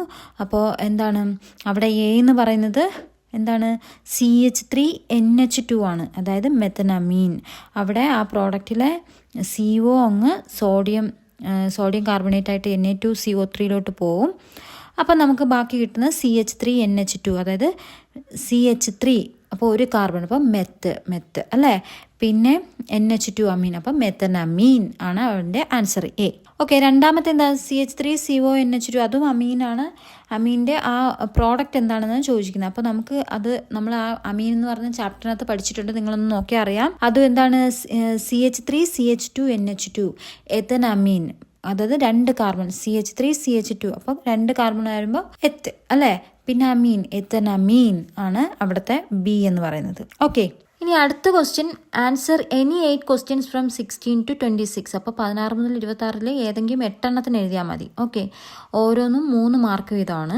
അപ്പോൾ ആദ്യം വന്നിട്ട് നമുക്കൊരു 16ാമത്തെ ക്വസ്റ്റ്യൻ ഒരു പ്രോബ്ലം ആണ്, നമ്മൾ പഠിച്ചു, സൊല്യൂഷൻസ് എന്ന് പറയുന്ന ചാപ്റ്ററിൽ പഠിച്ച ഒരു പ്രോബ്ലം ആണ്. അപ്പോൾ അത് നമുക്ക് നോക്കാം എങ്ങനെയാണെന്ന്. എന്താ ക്വസ്റ്റ്യൻ ചോദിക്കുന്നത്, കാൽക്കുലേറ്റ്, കണ്ടെത്തുക, എന്താണ് ദ മാസ് ഓഫ് അബ്സോർബിക് ആസിഡ്. അപ്പോൾ ഏതിൻ്റെയാണ്, അബ്സോർബിക് ആസിഡിൻ്റെയാണ്. C6H8O6 എന്ന് തന്നിട്ടുണ്ട് അതിൻ്റെ, അല്ലേ, കെമിക്കൽ ഫോം. അപ്പോൾ എന്താണ്, നമുക്ക് മാസ് ഓഫ് അസ്കോർബിക് ആസിഡാണ് കണ്ടുപിടിക്കേണ്ടത്. അപ്പോൾ ഇത് ഏത് മാസമായിരിക്കും, നമുക്ക് എന്താ ഇത് മാസിന് നമ്മൾ W1 W2 എന്നൊക്കെ എടുത്തെഴുതും. ഇവിടെ നമ്മൾ എങ്ങനെ സെലക്ട് ചെയ്യുന്നത്, ഇത് W1 ആണോ W2 ആണെന്ന് നമ്മൾ ആ ചാപ്റ്റർ പഠിച്ചപ്പോൾ പറഞ്ഞായിരുന്നു, അല്ലേ. Calculate the mass of ascorbic acid to be dissolved in 120 gram of acetic acid. അപ്പോൾ 120 gram അസറ്റിക് ആസിഡ് ഉണ്ട്, അതിനകത്ത് ലയിക്കുകയാണ്, ഇതിനെ ഡിസോൾവ് ചെയ്യാണ് അസ്കോർബിക് ആസിഡ്. അപ്പോൾ ആദ്യത്തെ എന്താണ്, 120 gram അസറ്റിക് ആസിഡ് അവിടെ ഉണ്ട്, അതിലോട്ടാണ് നമ്മൾ അസ്കോർബിക് ആസിഡ് അത് ഒഴിക്കുന്നത്, അല്ലേ. അപ്പം നമുക്ക് എന്താണ് അവിടെ നമ്മൾ W1 ഏതെടുക്കും, W1 എന്ന് വെച്ചാൽ ആദ്യം ഉള്ളത് മാസ് ഓഫ് ഫസ്റ്റ് വൺ. അപ്പോൾ mass of first one W1 ആയിട്ട് നമ്മൾ അസറ്റിക് ആസിഡ് എടുക്കും. അപ്പോൾ മാസ് ഓഫ് അസറ്റിക് ആസിഡ് ആണ് W1 ആയിട്ട് എടുക്കുന്നത്. അവിടെ തന്നിട്ടുണ്ട് 120 gram എന്ന് തന്നിട്ടുണ്ട്. നമുക്ക് രണ്ടാമത്തെ മാസമാണ് W2 ആണ്. അപ്പോൾ അസ്കോർബിക് ആസിഡ് ആസിഡ് വരുന്നത്. അപ്പോൾ W2 ആണ് നമുക്ക് കണ്ടുപിടിക്കേണ്ടത്. ഓക്കെ, അപ്പോൾ മനസ്സിലായാലും എന്താണ് കണ്ടുപിടിക്കേണ്ടത് നമ്മൾ മനസ്സിലാക്കി. ഇനി അത് കഴിഞ്ഞിട്ട് ബാക്കി നോക്കുക. To lower its melting point by 1.6 degrees Celsius. അപ്പോൾ ലോവർ ഇറ്റ്സ് മെൽറ്റിംഗ് പോയിൻറ്റ്, അപ്പോൾ മെൽറ്റിംഗ് പോയിൻറ്റ് ലോവർ ചെയ്യണം, താഴ്ന്നു പോകണം. അപ്പോൾ അവിടെ ഒരു ചേഞ്ച് ഇൻ മെൽറ്റിംഗ് പോയിൻ്റ് ഉണ്ട്. അപ്പം നമുക്ക് അതിനെ ആ ചേഞ്ച് കാണിക്കാനാണ് ഡെൽറ്റ എന്ന് എടുക്കുന്നത് അല്ലേ. അപ്പം നമുക്ക് അടുത്ത ആ ഒരു സെൻറ്റൻസിൽ നമുക്ക് എഴുതാം ΔTF = എന്താണ് 1.6 degrees Celsius എന്ന് എഴുതാം. ഓക്കെ, ഫ്രീസ് ചെയ്യുന്നതിൻ്റെ ഫലമായിട്ട് അവിടെ ഒരു ടെമ്പറേച്ചറിലൊരു ചേഞ്ചിങ് വരുന്നുണ്ട്, മെൽറ്റിംഗ് പോയിന്റിൽ ചേഞ്ച് വരുന്നുണ്ട്. അപ്പോൾ ΔTF തന്നിട്ടുണ്ട് 1.6 degrees Celsius എന്ന്. ഇനി അടുത്ത് പറയാണ് the freezing point depression constant of acetic acid. അപ്പോൾ അടുത്താണ് freezing point depression constant. Freezing point depression constant നമ്മൾ എപ്പോഴും K ആണ്. അപ്പോൾ ഫ്രീസിങ് പോയിന്റ് ഡിപ്രഷൻ കോൺസ്റ്റൻറ്റ് എന്ന് പറയുമ്പോൾ KF എന്നാണ് എടുക്കുന്നത്. അപ്പോൾ KF തന്നിട്ടുണ്ട് എത്രയാണ് 3.9 Kelvin kilogram mole raise to -1. അതാണ് KF എന്ന് പറയുന്നത്. 3.9 Kelvin kilogram mole raise to -1 KF കിട്ടി. ഓക്കെ, അപ്പോൾ ഇത്രയും കിട്ടി. നമ്മളടുത്ത് കണ്ടുപിടിക്കേണ്ട W2 ആണ്. അപ്പോൾ ഇതെല്ലാം ഉൾക്കൊള്ളിച്ചുകൊണ്ടൊരു ഇക്വേഷൻ നമ്മൾ പഠിച്ചായിരുന്നു. ΔTF = 1000 KF into W2 divided by W1 into M2 എന്ന് പറഞ്ഞു. അപ്പോൾ ഇതിൽ നിന്ന് നമുക്ക് നോക്കിയേ, നമുക്കിതിനകത്ത് എന്തൊക്കെയുണ്ട്? ΔTF തന്നിട്ടുണ്ട്, നമ്മൾ എഴുതിയിട്ടുണ്ട്. 1000 നമുക്കറിയാം. KF എന്താണ് തന്നിട്ടുണ്ട്. പിന്നെ W2 ആണ് നമ്മളടുത്ത് കണ്ടുപിടിക്കാൻ ക്വസ്റ്റ്യൻ വയ്ക്കുക. അപ്പോൾ W2 കണ്ടുപിടിക്കണം. പിന്നെ അടുത്ത് എന്താണ് W1 അറിയാം, ഒന്നാമത്തെ മാസം അതും തന്നിട്ടുണ്ട്. പിന്നെ എന്താണ് M2 കണ്ടുപിടിക്കണം. M2 എങ്ങനെ കണ്ടുപിടിക്കും? അപ്പോൾ നമ്മൾ രണ്ടാമത്തതിൻ്റെ M2 ആണ്. അപ്പോൾ അതായത് രണ്ടാമത്തേൻ്റെ M2 എന്ന് പറയുമ്പം ഏതാണ്? അസ്കോർബിക് ആസിഡിൻ്റെ അല്ലേ. അപ്പോൾ അസ്കോർബിക് ആസിഡിൻ്റെ ആണ്. അപ്പോൾ നമുക്കെങ്ങനെ M2 ഓഫ് അസ്കോർബിക് ആസിഡിൻ്റെ M2 എങ്ങനെ കണ്ടുപിടിക്കുന്നത്? മോളാർ C6H8O6 ആണ്. അതെങ്ങനെയാണ് നമ്മൾ ചെയ്യുന്നത്? അതിൽ ഓരോ ആറ്റം എത്ര ഉണ്ടോ അതിൻ്റെ നമ്മൾ അറ്റോമിക് മാസ് വെച്ച് മൾട്ടിപ്ലൈ ചെയ്ത് മൊത്തം ടോട്ടൽ സം എടുക്കും. അപ്പോൾ എങ്ങനെ എഴുതാം? M2 ഓഫ് അസ്കോർബിക് ആസിഡ് എന്ന് പറഞ്ഞിട്ട് C6H8O6 ആണ്. അതിൻ്റെ എങ്ങനെ എഴുതും നോക്കുക. C6 അതായത് കാർബൺ 6 ഉണ്ട്. അപ്പോൾ 6 ഇൻറ്റു കാർബണിൻ്റെ അറ്റോമിക് മാസ് എത്രയാണ്? 12. 6 ഇൻറ്റു 12 പ്ലസ് പിന്നെ ഹൈഡ്രജൻ എത്രയെണ്ണം ഉണ്ട്? 8 എണ്ണം ഉണ്ട്. അപ്പോൾ ഹൈഡ്രജൻ്റെ അറ്റോമിക് മാസ് എത്രയാണ്? 1. അപ്പോൾ 8 ഇൻറ്റു 1 പ്ലസ് ഓക്സിജൻ അവിടെ എത്ര എണ്ണം ഉണ്ട്? O6 എന്നാണ്. അപ്പോൾ 6 എന്നാണ്. 6 ഇൻറ്റു ഓക്സിജൻ്റെ അറ്റോമിക് മാസ് എത്രയാണ്? 16. അപ്പോൾ 6 ഇൻറ്റു 16 ഇതെല്ലാം കാൽക്കുലേറ്റർ ചെയ്ത് ഗുണിച്ച് സം എടുക്കുമ്പോഴത്തേക്ക് നമുക്ക് കിട്ടുന്നതാണ് 176 gram per mole എന്ന് കിട്ടും. ഓക്കെ, അപ്പോൾ നമുക്ക് M2 കിട്ടിക്കഴിഞ്ഞു. ഇനി നമുക്ക് നോക്കിക്കേ, നമുക്ക് എന്താ വേണ്ടത്? W2 ആണ് വേണ്ടത്. അപ്പോൾ നമുക്ക് ആ ഇക്വേഷൻ ഞാൻ ഒന്നുകൂടെ എഴുതിയിരിക്കുകയാണ് ഇപ്പുറത്ത്. ΔTF = 1000 KF W2 W1 divide by W1 into M2. അതിനകത്ത് ഇപ്പോൾ ഇനി എന്താണ്? M2 കിട്ടിക്കഴിഞ്ഞു. ഇനി നമുക്ക് W2 മാത്രമേ കണ്ടുപിടിക്കാനുള്ളൂ. അപ്പോൾ നമുക്ക് W2ൻ്റെ കിടക്കുന്ന ഓരോ ടേമിനായിട്ട് അപ്പുറത്തോട്ട് കൊണ്ടുപോയി W2 മാത്രം കണ്ടുപിടിക്കണം. അപ്പം നമുക്ക് ആദ്യമേ എന്ത് ചെയ്യും? ആ ഡിവിഷന് താഴെയുള്ള, അപ്പോൾ ΔTF ഇപ്പുറത്തുണ്ട്, ആ ഡിവൈഡ് ചെയ്ത് നിൽക്കുന്ന അതിനെ എന്ത് ചെയ്യാം? സമത്തിൻ്റെ ഇപ്പുറത്തോട്ട് കൊണ്ടുവരാം അല്ലേ. അപ്പോൾ അതെങ്ങനെ ചെയ്യും? ഡിവൈഡ് ചെയ്തിരിക്കുന്നത് സമത്തിന് അപ്പുറത്ത് പോകുമ്പോൾ മൾട്ടിപ്ലിക്കേഷൻ ആവും. അപ്പോൾ ΔF into W1 into M2 = എന്ന് പറഞ്ഞ് 1000 KF ഇൻറ്റു W2 എന്ന് എഴുതാം. ഓക്കെ, ഇനി നോക്കിക്കേ, W2ൻ്റെ കൂടെ 2 എണ്ണം അധികപ്പറ്റായിട്ട് കിടപ്പുണ്ട്. ഏതൊക്കെയാണ്? 1000ഉം KFഉം. അതെന്ന് വെച്ചാൽ ഗുണിച്ചിരിക്കുന്നത്. അപ്പോൾ അതിനെയും കൂടെ സമത്തിനപ്പുറത്ത് കൊണ്ടുപോകണം. അപ്പോൾ മൾട്ടിപ്ലൈ ചെയ്തിരിക്കുകയാണ്. W2ൻ്റെ കൂടെ മൾട്ടിപ്ലൈ ചെയ്തിരിക്കുന്ന സമത്തിനപ്പുറത്ത് പോകുമ്പോൾ എന്താവും?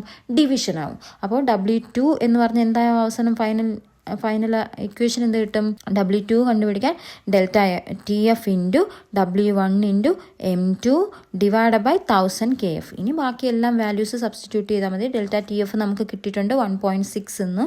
1.6 ഇൻറ്റു W1 120 ഇൻറ്റു M2 176 നമ്മൾ കണ്ടുപിടിച്ചു. അതേ ഡിവൈഡ് ബൈ 1000 ഇൻറ്റു KF എത്രയാണ് അവിടെ? 3.9. ഓക്കെ, അപ്പോൾ ഇത്രയും മൾട്ടിപ്ലൈ ചെയ്യുമ്പോഴത്തേക്കും നമുക്ക് ആൻസർ കാൽക്കുലേറ്റർ ചെയ്യുക. അപ്പോൾ നമുക്ക് ആൻസർ 8.66 gram, അതായത് മാസ് ഓഫ് അസ്കോർബിക് ആസിഡാണ് കണ്ടുപിടിക്കാൻ പറഞ്ഞിരിക്കുന്നത് അല്ലേ. അപ്പോൾ 8.66 gram എന്ന്, ഗ്രാമാണല്ലോ മാസ് ഇതിൽ പറഞ്ഞിരിക്കുന്നത്. അപ്പോൾ അങ്ങനെ നമുക്ക് ആൻസർ കിട്ടും. ഈസി അല്ലേ? ഓക്കെ, ഇനി അടുത്ത ക്വസ്റ്റ്യൻ. ഗിവൻ 17ാമത്തെ question. Given the standard electrode potentials of some electrodes. അപ്പോൾ കുറച്ച് ഇലക്ട്രോഡ്സിൻ്റെ സ്റ്റാൻഡേർഡ് ഇലക്ട്രോഡ് പൊട്ടൻഷ്യൽ തന്നിട്ടുണ്ട്. അപ്പോൾ സ്റ്റാൻഡേർഡ് അതായത് potassium, copper, zinc, magnesium, silver ഇതിൻ്റെയൊക്കെ തന്നിട്ടുണ്ട്. അപ്പോൾ അതിന് നോക്കിക്കോണം. നമ്മളിത് തന്നിരിക്കുമ്പോഴേ നമ്മൾ ഓർക്കണം നെഗറ്റീവ് വാല്യൂ. അപ്പോൾ നെഗറ്റീവ് വാല്യൂ എന്ന് വെച്ചാൽ ലോവർ റിഡക്ഷൻ പൊട്ടൻഷ്യൽ. അപ്പോൾ നമുക്ക് തന്നിരിക്കുന്ന ഈ പൊട്ടൻഷ്യലിൽ ഇലക്ട്രോഡ് പൊട്ടൻഷ്യലിൽ വാല്യൂ കുറവുള്ള, നമ്മൾ ഇവിടെ എന്താ ചോദിക്കുന്നത്, വാല്യൂ കുറഞ്ഞത്. അത് ക്വസ്റ്റ്യനിലേക്ക് കിടക്കുന്നതിന് മുമ്പ് ഞാൻ ജസ്റ്റ് അല്ലാത്ത ഒരു ബേസ് പറഞ്ഞാണ്, ഐഡിയ പറഞ്ഞാണ്. അതായത് ഇതിൽ നോക്കണം, നമ്മൾ ഏറ്റവും വാല്യൂ കുറഞ്ഞതായിരിക്കും എന്താണ് ഏറ്റവും കൂടുതൽ റെഡ്യൂസിങ് പവർ ഉള്ളത്. വാല്യൂ ഏറ്റവും കുറഞ്ഞ, ആ തന്നിരിക്കുന്ന വാല്യൂവിൽ ഏറ്റവും കുറഞ്ഞത്. അപ്പോൾ ഏറ്റവും കുറഞ്ഞത് ഇവിടെ ഏതിനാണ് ഏറ്റവും കുറവ് വാല്യൂ? മൈനസിൽ ഏതാണ്? മൈനസിൽ തന്നെ -2.36 ഉണ്ട്, -0.76 ഉണ്ട്, -2.93 ഉണ്ട് അല്ലേ. അപ്പോൾ -0യെക്കാട്ടിലും ഏറ്റവും നമ്മൾ പിറകിലോട്ട് പോകുമ്പോൾ -1, -2, -3 എന്ന് പറയുമ്പോൾ -2 ആണ് ഏറ്റവും കുറഞ്ഞ വാല്യൂ വരിക. അപ്പം ഏറ്റവും കുറവ് ഏതാണ്? -2ലെ ഏറ്റവും വലിയ വാല്യൂ. അപ്പം -2.93 വരുന്നത് ഏതാണ്? പൊട്ടാഷ്യം. അപ്പോൾ അതിനാണ് എന്താണ് റിഡക്ഷൻ പൊട്ടൻഷ്യൽ ഏറ്റവും കുറവ്. അപ്പോൾ ഒന്ന് ഓർക്കുക, റിഡക്ഷൻ പൊട്ടൻഷ്യൽ കൂടുതലായിരിക്കും റെഡ്യൂസിങ് പവർ കൂടുതൽ. റിഡക്ഷൻ പൊട്ടൻഷ്യൽ കുറവുള്ളതിനായിരിക്കും റെഡ്യൂസിങ് പൊട്ടൻഷ്യൽ കൂടുതൽ. ഓക്കെ, അപ്പോൾ ഒന്നാമത്തെ ക്വസ്റ്റ്യൻ എന്ന് വെച്ചാൽ arrange the electrodes in the increasing order of reducing power.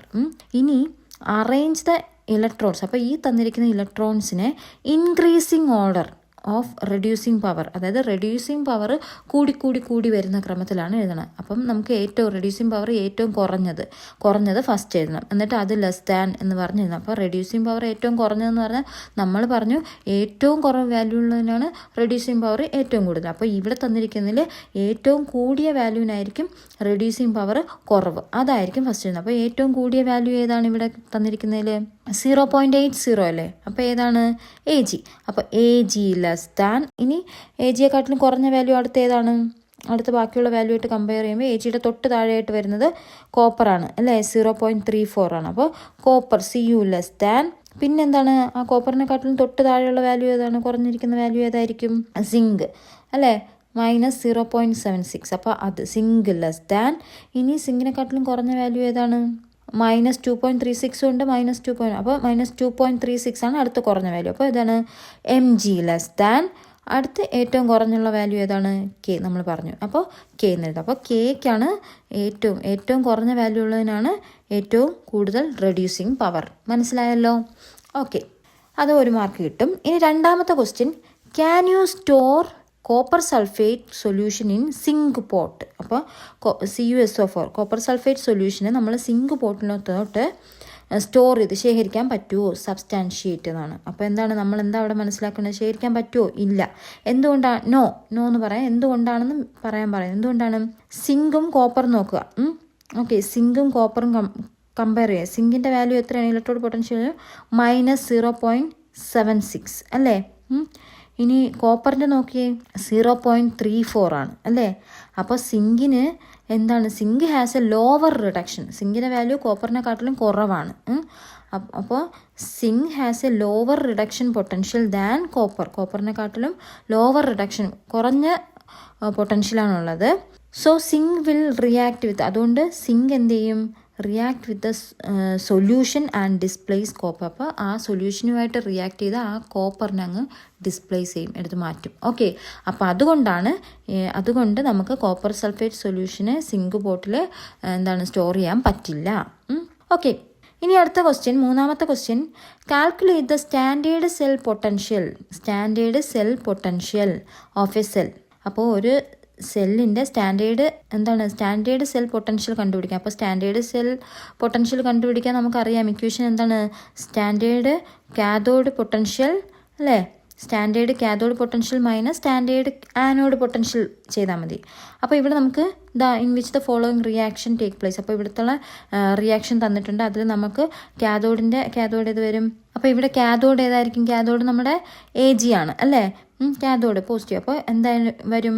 കാഥോഡിൻ്റെ electrode potential value അവിടെ തന്നിട്ടുണ്ട്. എത്രയാണ്? 0.80. അപ്പോൾ 0.80 മൈനസ്, ഇനി ഏതാണ് ആനോഡ്? അവിടെ ആനോഡ് ഏതാണ്? മഗ്നീഷ്യം അല്ലേ. അപ്പോൾ മഗ്നീഷ്യത്തിൻ്റെ നമുക്ക് എങ്ങനെ എഴുതാം? ഓക്കെ, അപ്പം ഏതാണ്?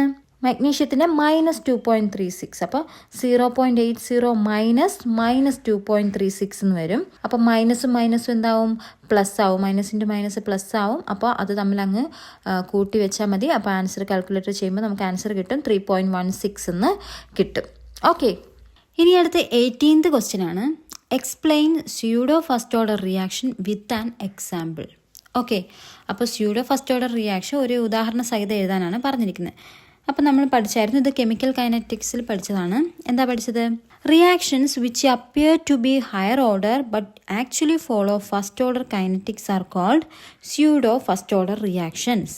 സ്യൂഡോ ഫസ്റ്റ് ഓർഡർ റിയാക്ഷൻ എന്ന് പറഞ്ഞാൽ അത് യഥാർത്ഥത്തിൽ അത് ഫസ്റ്റ് ഓർഡറിൽ അല്ലാത്തതും, ഫസ്റ്റ് ഓർഡർ അല്ല എന്നാൽ ചില പ്രത്യേക സാഹചര്യങ്ങളിൽ ഫസ്റ്റ് ഓർഡറിലെ രാസപ്രവർത്തനത്തെ പോലെ പെരുമാറുന്നു.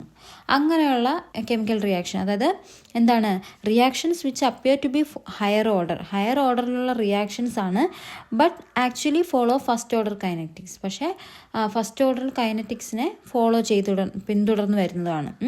ഹയർ ഓർഡറിലുള്ളതും ഫസ്റ്റ് ഓർഡറിൻ്റെ അതിനെ പിന്തുടർന്നുള്ളതുമാണ്. ചില സമയത്ത് ചില സാഹചര്യങ്ങളിൽ ഫസ്റ്റ് ഓർഡറിലെ രാസപ്രവർത്തനത്തെ പോലെ പെരുമാറുന്നുണ്ട്. അപ്പോൾ ഇവയാണ് നമ്മൾ സ്യൂഡോ ഫസ്റ്റ് ഓർഡർ റിയാക്ഷൻ എന്ന് പറയുന്നത്. അതിൻ്റെ എക്സാമ്പിൾ നമുക്ക് തന്നിട്ടുണ്ട്. ആ എക്സാമ്പിളും കൂടെ എഴുതിയാൽ മതി. CH3CO ആ ഒരു ഇക്വേഷൻ അങ്ങ് എഴുതിയാൽ മതി. ഓക്കെ, അപ്പോൾ നമുക്ക് മാർക്ക് കിട്ടും. ഇനി 19ാമത്തെ question, describe the preparation of potassium dichromate from chromate ore with the help of chemical equation. അപ്പോൾ വിവരിക്കുക the preparation of potassium dichromate. അപ്പോൾ പൊട്ടാഷ്യം ഡൈക്രോമേറ്റിൻ്റെ പ്രിപ്പറേഷൻ എങ്ങനെയാണ് തയ്യാറാക്കുന്നതെന്ന് വിവരിക്കുക. ഏതിൽ നിന്ന് തയ്യാറാക്കുന്നത്? ഫ്രം ക്രോമേറ്റ് അയിരിൽ നിന്നും പൊട്ടാഷ്യം ഡൈക്രോമേറ്റ് തയ്യാറാക്കുന്ന രീതി വിവരിക്കുക വിത്ത് the help of chemical equations. അപ്പോൾ കെമിക്കൽ ഇക്വേഷൻസ് ഒക്കെ ഉൾക്കൊള്ളിച്ച് വേണം ആ പ്രിപ്പറേഷൻ തയ്യാറാക്കാനെന്നാണ്. അപ്പോൾ ഇതിൻ്റെ ആൻസർ എങ്ങനെയാണെന്ന് വെച്ചാൽ, potassium dichromate is generally prepared from chromate ore FeCr2O4 by the carbonate in presence of air. അപ്പോൾ എയറിൻ്റെ പ്രസൻസിലാണ് നമ്മൾ ക്രോമേറ്റ് ഓറിൽ നിന്ന് പൊട്ടാഷ്യം ഡൈക്രോമേറ്റ് ജനറലി പ്രിപ്പയർ ചെയ്യുന്നത്. അപ്പോൾ അതിനിവിടെ 3 സ്റ്റെപ്പ് ഉണ്ട്. ഒന്നാമത്തെ സ്റ്റെപ്പ് എന്ന് വെച്ചാൽ conversion of chromate ore to sodium chromate by fusing with sodium carbonate in presence of air. അപ്പോൾ എയറിൻ്റെ സാന്നിധ്യത്തിൽ നമ്മുടെ ക്രോമേറ്റ് അയിരിനെ കൺവേർട്ട് ചെയ്യും. ഏതോട്ട് മാറ്റും? സോഡിയം ക്രോമേറ്റ് ആയിട്ട് മാറ്റും. എങ്ങനെയാണ്? By fusing with sodium carbonate. അപ്പോൾ സോഡിയം കാർബണേറ്റുമായിട്ട് ഫ്യൂസ് ചെയ്ത് അതിനെ എന്ത് ചെയ്യും? സോഡിയം ക്രോമേറ്റ് ആക്കുന്നതാണ് ഫസ്റ്റ് പ്രോസസ്സ്. ഇതിന് എയറിൻ്റെ പ്രസൻസിലാണ്. അപ്പോൾ അതിൻ്റെ ഇക്വേഷനാണ് ഇവിടെ കിടക്കുന്നത്. അതായത് ക്രോമേറ്റ് ഓർ FeCr2O4നെ സോഡിയം ക്രോമേറ്റുമായിട്ട് സോഡിയം കാർബണേറ്റുമായിട്ട് Na2CO3 അതിനെ +7O2 അതായത് ഓക്സിജൻ്റെ പ്രസൻസിൽ നമ്മൾ ഫ്യൂസ് ചെയ്യിപ്പിക്കുമ്പോൾ നമുക്ക് Na2CrO4 + 2Fe2O3 + CO2 അതാണ് ഇക്വേഷൻ.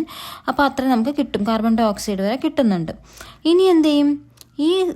അപ്പോൾ നമുക്ക് അവിടെ കിട്ടുന്ന സാധനമാണ് സോഡിയം ക്രോമേറ്റ് കിട്ടുന്നുണ്ട്. Na2CrO4 സോഡിയം ക്രോമേറ്റ് കിട്ടി. അതായത് ക്രോമേറ്റ് ഓറിനെ സോഡിയം ക്രോമേറ്റ് ആയിട്ട് കൺവേർട്ട് ചെയ്തു. ഇനി രണ്ടാമത്തെ സ്റ്റെപ്പിൽ പറയുന്നത് സോഡിയം ക്രോമേറ്റ്. അപ്പോൾ ഈ സോഡിയം ക്രോമേറ്റിനെ is acidified with sulphuric acid. അതിനെന്ത് ചെയ്യും? ആ കിട്ടിയ സോഡിയം ക്രോമേറ്റിനെ സൾഫ്യൂരിക് ആസിഡുമായിട്ട് ആസിഡിഫൈ ചെയ്യും. അങ്ങനെ എന്ത് ചെയ്യും? സോഡിയം ഡൈക്രോമേറ്റ് ഫോം ചെയ്യും. അപ്പോൾ അതാണ് ഇവിടെ കൊടുത്തിരിക്കുന്നത് ആസിഡ് H+. അപ്പോൾ ഇത് നമുക്ക് കിട്ടിയ സോഡിയം ക്രോമേറ്റ് അതായത് Na2CrO4നെ +2H+, അതായത് ആസിഡിഫൈ ചെയ്ത് നമുക്ക് കിട്ടുന്ന ഒരു സംഭവമാണ് ഏത്? Sodium dichromate. Na2Cr2O7 കിട്ടും. ഓക്കെ, ഇനി എന്ത് ചെയ്യും? ഈ മൂന്നാമത്തെ സ്റ്റെപ്പിൽ ഈ കിട്ടിയ സോഡിയം ഡൈക്രോമേറ്റിനെ പൊട്ടാഷ്യം ഡൈക്രോമേറ്റ് ആക്കി മാറ്റും. അതെങ്ങനെ? By treating with potassium chloride. അതിന് വേണ്ടിയിട്ട് പൊട്ടാഷ്യം ക്ലോറൈഡുമായിട്ട് ട്രീറ്റ് ചെയ്യും. അപ്പോൾ നമുക്ക് കിട്ടിയ സോഡിയം ഡൈക്രോമേറ്റ് എന്ന് വെച്ചാൽ Na2Cr2O7 അതിനെ പൊട്ടാഷ്യം ക്ലോറൈഡ് KCl K ആണ് പൊട്ടാഷ്യം, Cl. അപ്പോൾ പൊട്ടാഷ്യം ക്ലോറൈഡ് അതായത് ബാലൻസ് ചെയ്യാൻ വേണ്ടി 2KCl എടുക്കുന്നു. അതുമായിട്ട് റിയാക്ട് ചെയ്യുമ്പോൾ നമുക്ക് റിക്വയർഡ് ആയിട്ടുള്ള K2Cr2O7 കിട്ടും, +2NaCl കിട്ടും. അപ്പോൾ ഇതാണ് K2Cr2O7ൻ്റെ പ്രിപ്പറേഷൻ. അത് ക്രോമേറ്റ് ഓറിൽ നിന്നുള്ള K2Cr2O7ൻ്റെ പ്രിപ്പറേഷൻ. അപ്പോൾ അടുത്ത ക്വസ്റ്റ്യൻ 21 ചോദിക്കുന്നത് വാട്ട് ഈസ് ലാന്തനോയിഡ് കോൺട്രാക്ഷൻ. എന്താണ് ലാന്തനോയിഡ് കോൺട്രാക്ഷൻ എന്നാണ് ചോദിക്കുന്നത്. അപ്പോൾ എന്ത് പറയാം? The steady decrease in the atomic and ionic റേഡിയേ of lanthanide elements. അപ്പോൾ ലാന്തനൈഡ് എലമെൻറ്റ്സ് നമുക്കറിയാലോ പീരിയോഡിക് ടേബിളിൽ. അപ്പോൾ ആ ലാന്തനൈഡ് സീരീസിലെ ആ എലമെൻറ്റ്സിന് സ്റ്റഡി ആയിട്ടുള്ളൊരു ഡിക്രീസ് വരും അതിൻ്റെ അറ്റോമിക്കും അയോണിക്, അതായത് ആറ്റത്തിൻ്റെ റേഡിയസും അയോണിക് റേഡിയസും നമുക്ക് നോക്കുമ്പോൾ സ്റ്റഡി ഡിക്രീസ് കാണിക്കുവാണ് ഈ ലാന്തനൈഡ് എലമെൻറ്റ്സിൽ. അപ്പം ഇത് ഡിക്രീസ് വരും. അതേസമയം എന്ത് ചെയ്യും? ഇൻക്രീസിങ് അറ്റോമിക് നമ്പർ, പക്ഷേ അറ്റോമിക് നമ്പർ കൂടുന്നു. ഈ ഒരു പ്രോസസ്സിനെയാണ് നമ്മൾ ലാന്തനൈഡ് കോൺട്രാക്ഷൻ എന്ന് പറയുന്നത്. Okay, the steady decrease in the atomic and ionic radii of lanthanide elements with increasing atomic number is called lanthanide contraction. Okay, ഇനി അടുത്ത രണ്ടാമത്തെ ക്വസ്റ്റ്യൻ എന്താ ചോദിച്ചിരിക്കുന്നത്? Explain the reason for lanthanide contraction. അപ്പോൾ ഈ lanthanide കോൺട്രാക്ഷൻ്റെ reason എന്താണ്, കാരണം എന്തെന്നാണ് ചോദിച്ചിരിക്കുന്നത്. അപ്പോൾ എന്താണ്? It is due to the poor shielding effect of 4f electrons. അപ്പോൾ 4f ഇലക്ട്രോൺസിൻ്റെ പുവർ ഷീൽഡിംഗ് എഫക്റ്റ് കാരണമാണ് ഇതിങ്ങനെ സംഭവിക്കുന്നത്. As the nuclear charge increases, അപ്പോൾ ന്യൂക്ലിയറിൻ്റെ ചാർജ് കൂടുന്നതനുസരിച്ച് the 4f electrons fail to shield the outer electrons. അപ്പോൾ എഫക്റ്റീവ്, അപ്പോൾ കാര്യക്ഷമ, അപ്പോൾ ന്യൂക്ലിയസിൻ്റെ ചാർജ് കൂടുന്നതിനനുസരിച്ച് ഈ 4fലുള്ള ഇലക്ട്രോൺസ് എന്താണ്, ഒരു ഷീൽഡ്, ഔട്ടർ ഇലക്ട്രോൺസ്, പുറത്തുള്ള ഇലക്ട്രോൺസിനെ കാര്യക്ഷമമായിട്ടൊരു ഷീൽഡ് ചെയ്യുന്നതിൽ ഫെയിൽ ആവുന്നുണ്ട്. Pulling the entire electron cloud closer to the nucleus. അങ്ങനെ എന്ത് ചെയ്തു? ഈ ന്യൂക്ലിയസിലോട്ട് ആ ഇലക്ട്രോൺ ക്ലൗഡിനെ മൊത്തം എന്ത് ചെയ്യും? ന്യൂക്ലിയസിലോട്ട് ഇങ്ങനെ ക്ലോസ്, അതായത് അടുത്ത് കൊണ്ടുവരുന്നു. ആ ഒരു പ്രോസസ്സ് കാരണമാണ് ലാന്തനൈഡ് കോൺട്രാക്ഷൻ നടക്കുന്നത്. അതായത് ന്യൂക്ലിയസിന് അടുത്തോട്ട് വരുന്നു. അപ്പോൾ ന്യൂക്ലിയസിന് അടുത്തോട്ട് വരുമ്പോൾ നമുക്കറിയാം റേഡിയസ് കുറയും അല്ലേ? അതായത് അറ്റോമിക് നമ്പർ കൂടുന്നുണ്ട്, പക്ഷേ എന്താ, ന്യൂക്ലിയസിന് അടുത്തേക്ക് ഈ ഇലക്ട്രോൺ ക്ലൗഡ് ഇങ്ങനെ അടുത്തടുത്ത് വരുന്നു. അപ്പോൾ എന്താണ്, ന്യൂക്ലിയസിന് അങ്ങ് ആകർഷണം കാണും. അതിങ്ങോട്ട് വരുമ്പോൾ എന്താണ്, ആറ്റത്തിൻ്റെ സൈസ് കുറയും അല്ലേ? അപ്പോൾ നമുക്ക് എന്താ ചെയ്യും? റേഡിയസ് കുറയും. അതാണ് അവിടെ സംഭവിക്കുന്നത്. ഇനി അടുത്ത question, third question, write any one consequence of lanthanide contraction. അപ്പോൾ ഈ ലാന്തനൈഡ് കോൺട്രാക്ഷൻ കാരണമുണ്ട് ഓൺ കോൺസിക്വൻസ്, അതായത് ഒരു പരിണിത ഫലം എന്താണ് ഒന്ന് എഴുതാനാണ് പറഞ്ഞിരിക്കുന്നത്. നമുക്ക് എന്ത് എഴുതാം? അപ്പോൾ അതിൻ്റെ പരിണിത ഫലം എന്താണെന്ന് ചോദിച്ചാൽ, the radio of the 4D and 5D transition series elements become almost identical. അപ്പോൾ ഇത് രണ്ടും ഒരേപോലെ, അതായത് സിർക്കോണിയോ ഹാഫ്നിയോ ഒക്കെ നമ്മൾ പഠിക്കില്ലേ? അപ്പോൾ അവിടെ പഠിച്ചപ്പോൾ ഇത് ഈ 4Dയുടെയും 5Dയുടെയും ഒക്കെ റേഡിയോ എന്തായിരിക്കും? ഈ ട്രാൻസിഷൻ എലമെൻറ്റ്സിൽ അത് ഏകദേശം ഒരുപോലെ ഇരിക്കും. അപ്പോൾ എന്ത് ചെയ്യും? അതിനെ അവിടെ സെപ്പറേറ്റ് ചെയ്യുന്നത് പ്രയാസമേറിയ ഒരു കാര്യമായിരിക്കും. അപ്പം മേക്കിംഗ് ദെയർ സെപ്പറേഷൻ ഡിഫിക്കൾട്ട്, അതാണ് അവിടെ ആൻസറായിട്ട് എഴുതേണ്ടത്. ഓക്കെ, ഇനി 21ാമത്തെ ക്വസ്റ്റ്യൻ പറയുന്നത്, consider the following coordination compound. അപ്പോൾ നമുക്കൊരു കോർഡിനേഷൻ കോമ്പൗണ്ട്സ് എന്ന് പറഞ്ഞ ചാപ്റ്ററിലെ ക്വസ്റ്റ്യൻ ആണ്. കോർഡിനേഷൻ കോമ്പൗണ്ട് തന്നിട്ടുണ്ട്, CONH3 5Cl Cl2 എന്ന് പറഞ്ഞിട്ട് അല്ലേ? അപ്പോൾ ഇതിൽ ഒന്നാമത്തെ question, identify the central atom or iron and it's coordination number. അപ്പോൾ ഇതിനകത്തുള്ള എന്താണ്, സെൻട്രൽ ആറ്റം ചോദിച്ചിട്ടുണ്ട്. സെൻട്രൽ ആറ്റം ഏതാണ്? സെൻട്രൽ ആറ്റം നമ്മൾ ഫസ്റ്റ് കിടക്കുന്നത് CO അല്ലേ, കൊബാൾട്ട്. നമുക്കറിയാം CO, കൊബാൾട്ടാണ് അവിടുത്തെ എന്താണ് സെൻട്രൽ ആറ്റം. CO3+, അതിൻ്റെ ഓക്സിഡേഷൻ സ്റ്റേറ്റ് എടുക്കുമ്പോൾ അപ്പോൾ CO3+ ആണ് അവിടുത്തെ സെൻട്രൽ ആറ്റം. നമ്മൾ ഫസ്റ്റ് കിടക്കുന്ന ആ CO. ഇനി എന്താ പറഞ്ഞത്? ആൻഡ് ഇറ്റ്സ് കോർഡിനേഷൻ നമ്പർ കണ്ടുപിടിക്കാൻ നമ്മൾ പഠിച്ചിട്ടുണ്ട്. കോർഡിനേഷൻ നമ്പർ കണ്ടുപിടിക്കാൻ കുറച്ച് ഇതുണ്ട്. അത് ആ ചാപ്റ്റർ പഠിപ്പിച്ചപ്പോൾ പഠിച്ചായിരുന്നു. അത് കുറച്ച് കാര്യങ്ങൾ അവിടെ അറിഞ്ഞിരിക്കണം. നമ്മൾ നോക്കണം, നമ്മൾ സെൻട്രൽ ആറ്റം എടുക്കത്തില്ല, പിന്നെ ആ സ്ക്വയർ ബ്രാക്കറ്റിന് പുറത്ത് കിടക്കുന്നത് എടുക്കത്തില്ല, പിന്നെ ബാക്കിയുള്ള അകത്തുള്ളത് നോക്കും. എന്നിട്ട് അകത്തുള്ളത് ഏതൊക്കെ? NH3 5 ഉണ്ട്, Cl ഉണ്ട്. അപ്പോൾ ഇവ എന്ത് ചെയ്യും? യൂണിഡെൻഡേറ്റ് ആണോ, ലിഗൻഡ് നോക്കും. യൂണിഡെൻഡേറ്റ് ആണോ, ഡൈഡെൻഡേറ്റ് ആണോ, പോളിഡെൻഡേറ്റ് ആണോ എന്നൊക്കെ നോക്കും. അപ്പോൾ ഇവിടെ തന്നിരിക്കുന്നത് NH3യും Cl ആണ്. അപ്പോൾ NH3യും Cl എന്താണ്? യൂണിഡെൻഡേറ്റ് ആണ്. അപ്പോൾ നമുക്ക് എന്ത് ചെയ്യാം? അതിൻ്റെ വാല്യൂ 1 വെച്ചാണ് എടുക്കുന്നത്. അപ്പോൾ നമ്മൾ ഈ NH3 എത്ര എണ്ണം ഉണ്ട്? 5 ഉണ്ട് അല്ലേ? ബ്രാക്കറ്റ് വെച്ച് 5 ഉണ്ട്. അപ്പോൾ NH3 എന്ന് വെച്ചാൽ യൂണിഡെൻഡേറ്റ് ആയതുകൊണ്ട് നമ്മൾ 1 എന്നാണ് യൂണിഡെൻഡേറ്റിൻ്റെ വാല്യൂ എടുക്കുന്നത്. അപ്പോൾ 1 ഇൻറ്റു എത്ര എണ്ണം? NH3 എത്ര എണ്ണം ഉണ്ട്? 5 ഉണ്ട്. അപ്പോൾ 1 × 5 പ്ലസ് ഇനി അടുത്തൊരു Cl ഉണ്ട്, ക്ലോറിൻ അല്ലേ? അപ്പോൾ ആ ക്ലോറിൻ ഒരു യൂണിഡെൻഡേറ്റ് ആണ്. അപ്പോൾ അതിൻ്റെ വാല്യൂ എത്രയാണ്? 1 ആയിരിക്കും. അപ്പോൾ 1 ഇൻറ്റു ഇവിടെ ക്ലോറിൻ എത്രയുണ്ട്? 1 ആണ് അല്ലേ? Cl അതിൻ്റെ താഴെ നമ്പറൊന്നും ഇല്ലെങ്കിൽ അതിൻ്റെ അർത്ഥം 1 എന്നാണ്. അപ്പോൾ എന്താണ്? 1 × 5 NH3യുടെ അതേ പ്ലസ് ഇനി ക്ലോറിൻ്റെ 1 × 1 എന്ന് എഴുതും. അപ്പോൾ 1 × 5 എന്ത് കിട്ടും? 5 കിട്ടും. 5 + 1 × 1 1. അപ്പോൾ 5 + 1 എന്ന് പറഞ്ഞാൽ 6. അവിടുത്തെ കോർഡിനേഷൻ നമ്പർ 6 ആണ് അവിടെ കിട്ടുന്നത്. അതായത് 5 from NH3 and 1 from chlorine. ഇനി ഇതിൻ്റെ IUPAC നെയിം എഴുതാനാണ് പറഞ്ഞത്. IUPAC നെയിം എന്താണ്? നമ്മളിത് പഠിച്ചായിരുന്നു. അപ്പോൾ ഇതെങ്ങനെ എഴുതും? പെൻറ്റാമീൻ അല്ലേ? പെൻറ്റാമീൻ, അതായത് അത് നമ്മൾ സെൻട്രൽ ആയിട്ടുള്ള അത് കഴിഞ്ഞുള്ള എടുക്കും. ഏതാണ്? അമീനാണ് NH3. അപ്പോൾ അത് എത്ര എണ്ണം ഉണ്ട്? 5 എണ്ണം. അപ്പോൾ പെൻറ്റാ അമീൻ. പിന്നെ അടുത്ത് വരുന്ന ക്ലോറിഡോ കൊബാൾട്ട്, സെൻട്രൽ ആറ്റം ഇനി പറയും കൊബാൾട്ട്. പിന്നെ അതിൻ്റെ ഓക്സിഡേഷൻ ഇത് കൊബാൾട്ട് 3 ക്ലോറൈഡ് Cl2. ഓക്കെ, അപ്പോൾ penta amine chlorido cobalt 3 chloride എന്ന് കിട്ടും. ഇനി അടുത്ത ക്വസ്റ്റ്യൻ, മൂന്നാമത്തെ question, write whether the compound is homoleptic or heteroleptic complex. Write whether the compound. അപ്പോൾ ഈ കിട്ടിയ കോമ്പൗണ്ട് ഹോമോലെപ്റ്റിക് ആണോ ഹെട്രോലെപ്റ്റിക് ആണെന്നാണ് ചോദിച്ചിരിക്കുന്നത്. അപ്പോൾ എന്താണ് ആൻസർ വരുന്നത്? ഹെട്രോലെപ്റ്റിക് കോംപ്ലക്സ് ആണ്. കാരണം എന്തുകൊണ്ടാണ്? ഇതിനകത്ത് more than 1 type of ligand ഉണ്ട്. ഇവിടെ NH3 ഉണ്ട്, Cl ഉണ്ട്. അപ്പം more than 1 type of ligand വരുവാണെങ്കിൽ നമ്മളതിനെ ഹെട്രോലെപ്റ്റിക് എന്നാണ് പറയുന്നത്. ഓക്കെ, അപ്പോൾ അതുകൊണ്ട് ഇതൊരു ഹെട്രോലെപ്റ്റിക് കോംപ്ലക്സ് ആണെന്ന് എഴുതാം. ഇനി അടുത്ത 22nd question, compare the structure and magnetic properties of NiCN4 2- and NiCl4 2- on the basis of വാലൻസ് bond theory. അപ്പോൾ വാലൻസ് ബോണ്ട് തിയറി അനുസരിച്ച് ഇവ കമ്പയർ ചെയ്യാൻ, ഈ പറഞ്ഞിരിക്കുന്ന രണ്ടും കമ്പയർ ചെയ്യാൻ വേണ്ടിയിട്ടാണ് പറയുന്നത്. അപ്പോൾ ഈ ലിഗൻഡിൻ്റെ നേച്ചർ എങ്ങനെയാണ്, എന്താണെന്നൊക്കെ ഓരോന്ന് പറയണം. ഓക്കെ, അപ്പോൾ ഞാനിവിടെ ഒരു കോളം വരച്ച് എഴുതിയിട്ടുണ്ട്. നിങ്ങൾക്ക് വാലൻസ് ബാൻഡ് തിയറി വെച്ചിട്ടാണ് പറയേണ്ടത്. ജസ്റ്റ് നിങ്ങൾ ആ ചാപ്റ്ററിൽ പഠിച്ചിട്ടുണ്ട്. ഓക്കെ, അപ്പോൾ നമുക്ക് നോക്കാം. ആദ്യം NiCN4 അതിനകത്ത് എന്തായിരിക്കും? അതൊരു CN ആണല്ലേ. അപ്പോൾ അതൊരു സ്ട്രോങ് ഫീൽഡ് ആയിരിക്കും. അപ്പോൾ അവിടുത്തെ ലിഗൻഡിൻ്റെ നേച്ചർ എന്ന് വെച്ചാൽ സ്ട്രോങ് ഫീൽഡാണ്. അപ്പോൾ അതേസമയം മറ്റിടത്ത് വീക്ക് ഫീൽഡാണ്, Cl- വീക്ക് ഫീൽഡ്, വീക്കാണ്. പിന്നെ ഹൈബ്രിഡൈസേഷൻ DsP2, ഇവിടെ SP3 ആണ് രണ്ടാമത്തതിൽ. ഇനി ജിയോമെട്രി എന്ന് വെച്ചാൽ ഇത് ടെക്സ്റ്റിൽ നിന്ന് കിട്ടിയതാണേ. അത് നോക്കിയാൽ മതി, പഠിച്ചാൽ മതി, വായിച്ചാൽ മതി. കോർഡിനേഷൻ കോമ്പൗണ്ട്സ് എന്ന് പറഞ്ഞാൽ അതിനകത്തുണ്ട്. ജിയോമെട്രി നോക്കുവാണെങ്കിൽ സ്ക്വയർ പ്ലാനർ ആണ്, മറ്റത് ടെട്രാഹീഡ്രലാണ്. ഇനി മാഗ്നറ്റിക് പ്രോപ്പർട്ടി അതൊക്കെ ഉൾക്കൊള്ളിക്കണമെന്നാണ് പറഞ്ഞത്. മാഗ്നറ്റിക് പ്രോപ്പർട്ടി, സ്ട്രക്ചർ, ഇതൊക്കെ ഉൾക്കൊള്ളിച്ചുകൊണ്ടാണ് കമ്പയർ ചെയ്യേണ്ടത്. അപ്പോൾ മാഗ്നറ്റിക് പ്രോപ്പർട്ടി പറയുമ്പം ഫസ്റ്റ് ഡയാമാഗ്നറ്റിക് ആണ്, അതായത് അൺപെയർഡ് ഇലക്ട്രോൺസ് ഇല്ല. ഇവിടെ പാരാമാഗ്നറ്റിക് ആണ്, കാരണം 2 അൺപെയർഡ് ഇലക്ട്രോൺസ് അവിടെ ഉണ്ട്. ഓക്കെ, അപ്പോൾ ഇത്രയാണ് അവിടുത്തെ ഡിഫറൻസ് എന്ന് പറയുന്നത്, കമ്പാരിസൺ.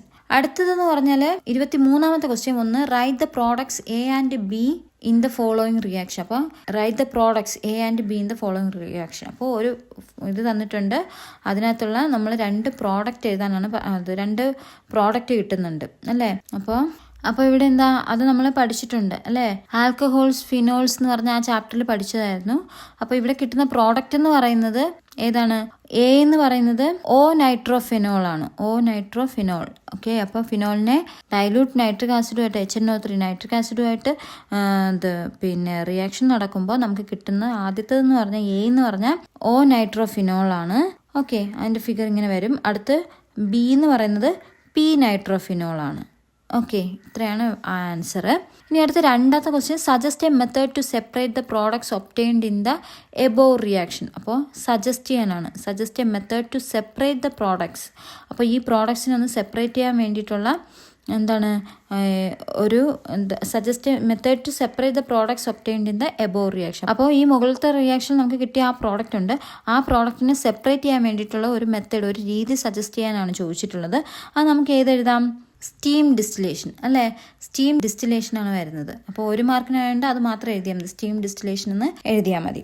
ഓക്കെ, ഇനി നമുക്ക് 24ാമത്തെ ക്വസ്റ്റ്യനിലോട്ട് പോകാം. 24ന്റെ 1ാമത്തെ question, give 1 reaction that show the acidic nature of carboxylic acid. അപ്പോൾ കാർബോക്സിലിക് ആസിഡിൻ്റെ ആസിഡ് സ്വഭാവം, അസിഡിക് പ്രകൃതം കാണിക്കുന്ന ഒരു റിയാക്ഷൻ ഏതെന്നാണ് ചോദിച്ചിരിക്കുന്നത്. ഓക്കെ, നമ്മൾ ഇത് ഏത് ചാപ്റ്ററിൽ? 8ാമത്തെ ചാപ്റ്ററിൽ aldehydes, ketones and carboxylic acids എന്ന് പറയുന്ന ആ ചാപ്റ്ററിൽ പഠിച്ചിട്ടുണ്ടായിരുന്നു. ഈ കാർബോക്സിലിക് ആസിഡുകൾ സജീവ ലോഹങ്ങളുമായിട്ട്, സോഡിയം പോലുള്ള ലോഹങ്ങളുമായിട്ട് പ്രവർത്തിച്ച് നമുക്ക് ഹൈഡ്രജൻ വാതകം പുറത്തു വരും എന്നുള്ളത് പഠിച്ചിട്ടുണ്ടായിരുന്നു. അതിൻ്റെ ഇക്വേഷനാണ് അവിടെ, ആ കെമിക്കൽ ഇക്വേഷൻ റിയാക്ഷൻ അതവിടെ എഴുതിയിട്ടുണ്ട്. അപ്പോൾ 1 മാർക്കിനാണ് ഇത് എഴുതിയാൽ മതി. ഓക്കെ, ഇനി അടുത്ത 2ാമത്തെ question, which of the following acid is stronger why. അപ്പോൾ 2 ആസിഡ് തന്നിട്ടുണ്ട്. ഇതിൽ ഏതാണ് സ്ട്രോങ്ങർ ആയിട്ടുള്ള ആസിഡ് എന്നാണ് ചോദിക്കുന്നത്. ഏതാണ്? നമുക്കറിയാം ഫ്ലൂറിനെ കണ്ടാൽ അതാണ് അല്ലേ. ഫ്ലൂറിൻ എന്താണ്? അപ്പോൾ CH2FCOOH അതാണ് ആൻസർ. കാരണം ഫ്ലൂറിൻ്റെ പ്രത്യേകത എന്താ? Fluorine is A highly electro negative element ആണ് അല്ലേ. ഫ്ലൂറിൻ്റെ അറ്റോമിക് നമ്പർ നമുക്ക് നോക്കുമ്പോഴേ അറിയാം 287 അല്ലേ. അപ്പോൾ എന്താണ്? ഒരു ഇലക്ട്രോൺ കൂടെ കിട്ടിയാൽ അതിന് സ്റ്റെബിലിറ്റി കൈവരിക്കുക. അതിന് വേണ്ടിയിട്ട് ഇങ്ങനെ ഓടി നടന്ന് റിയാക്ഷനിൽ ഏർപ്പെടും അല്ലേ. അപ്പോൾ എന്താണ്? അപ്പോൾ അതിന് നമുക്ക് എങ്ങനെ പറയാം? ഹൈലി ഇലക്ട്രോ നെഗറ്റീവ് എലമെൻ്റ് ആണ് ഫ്ലൂറിൻ.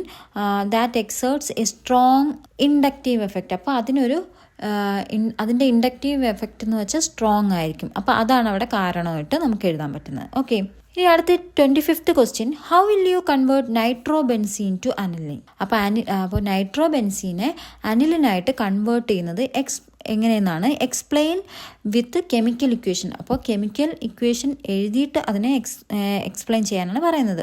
അപ്പോൾ ഞാനിവിടെ പറയുകയാണ്, ആദ്യം ഞാൻ എക്സ്പ്ലനേഷൻ എഴുതി എന്നിട്ട് കെമിക്കൽ ഇക്വേഷൻ എഴുതിയിട്ടുണ്ട്.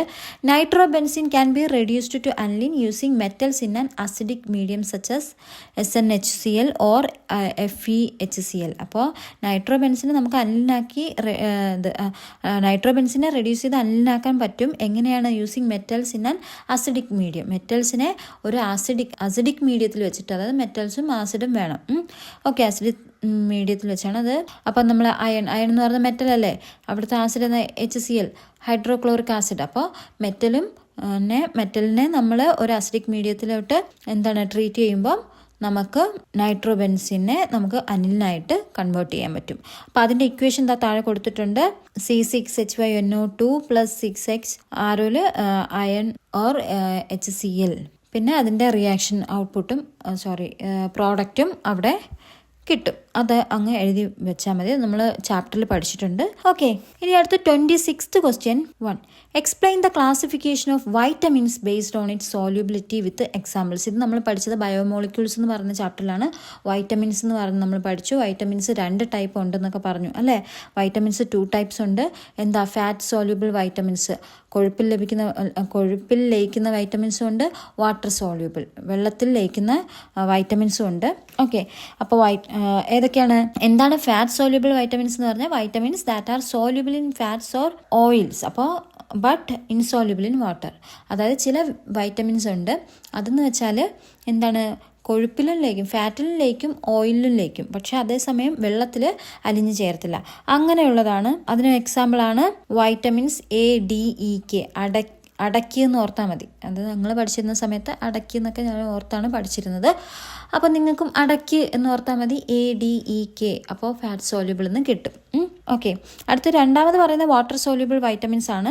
Vitamins that are soluble in water. അപ്പോൾ വെള്ളത്തിൽ അലിഞ്ഞു ചേരുന്ന വൈറ്റമിൻസിനെയാണ് നമ്മൾ വാട്ടർ സോല്യൂബിൾ വൈറ്റമിൻസ് എന്ന് പറയുന്നത്. അത് വൈറ്റമിൻ B ഗ്രൂപ്പും വരും. പിന്നെ വൈറ്റമിൻ BC എന്ന് ഓർത്താൽ മതി. ഓക്കെ, ഇനി അതിൻ്റെ തന്നെ second part question, name the vitamin responsible for coagulation of blood. അപ്പോൾ എന്താണ്?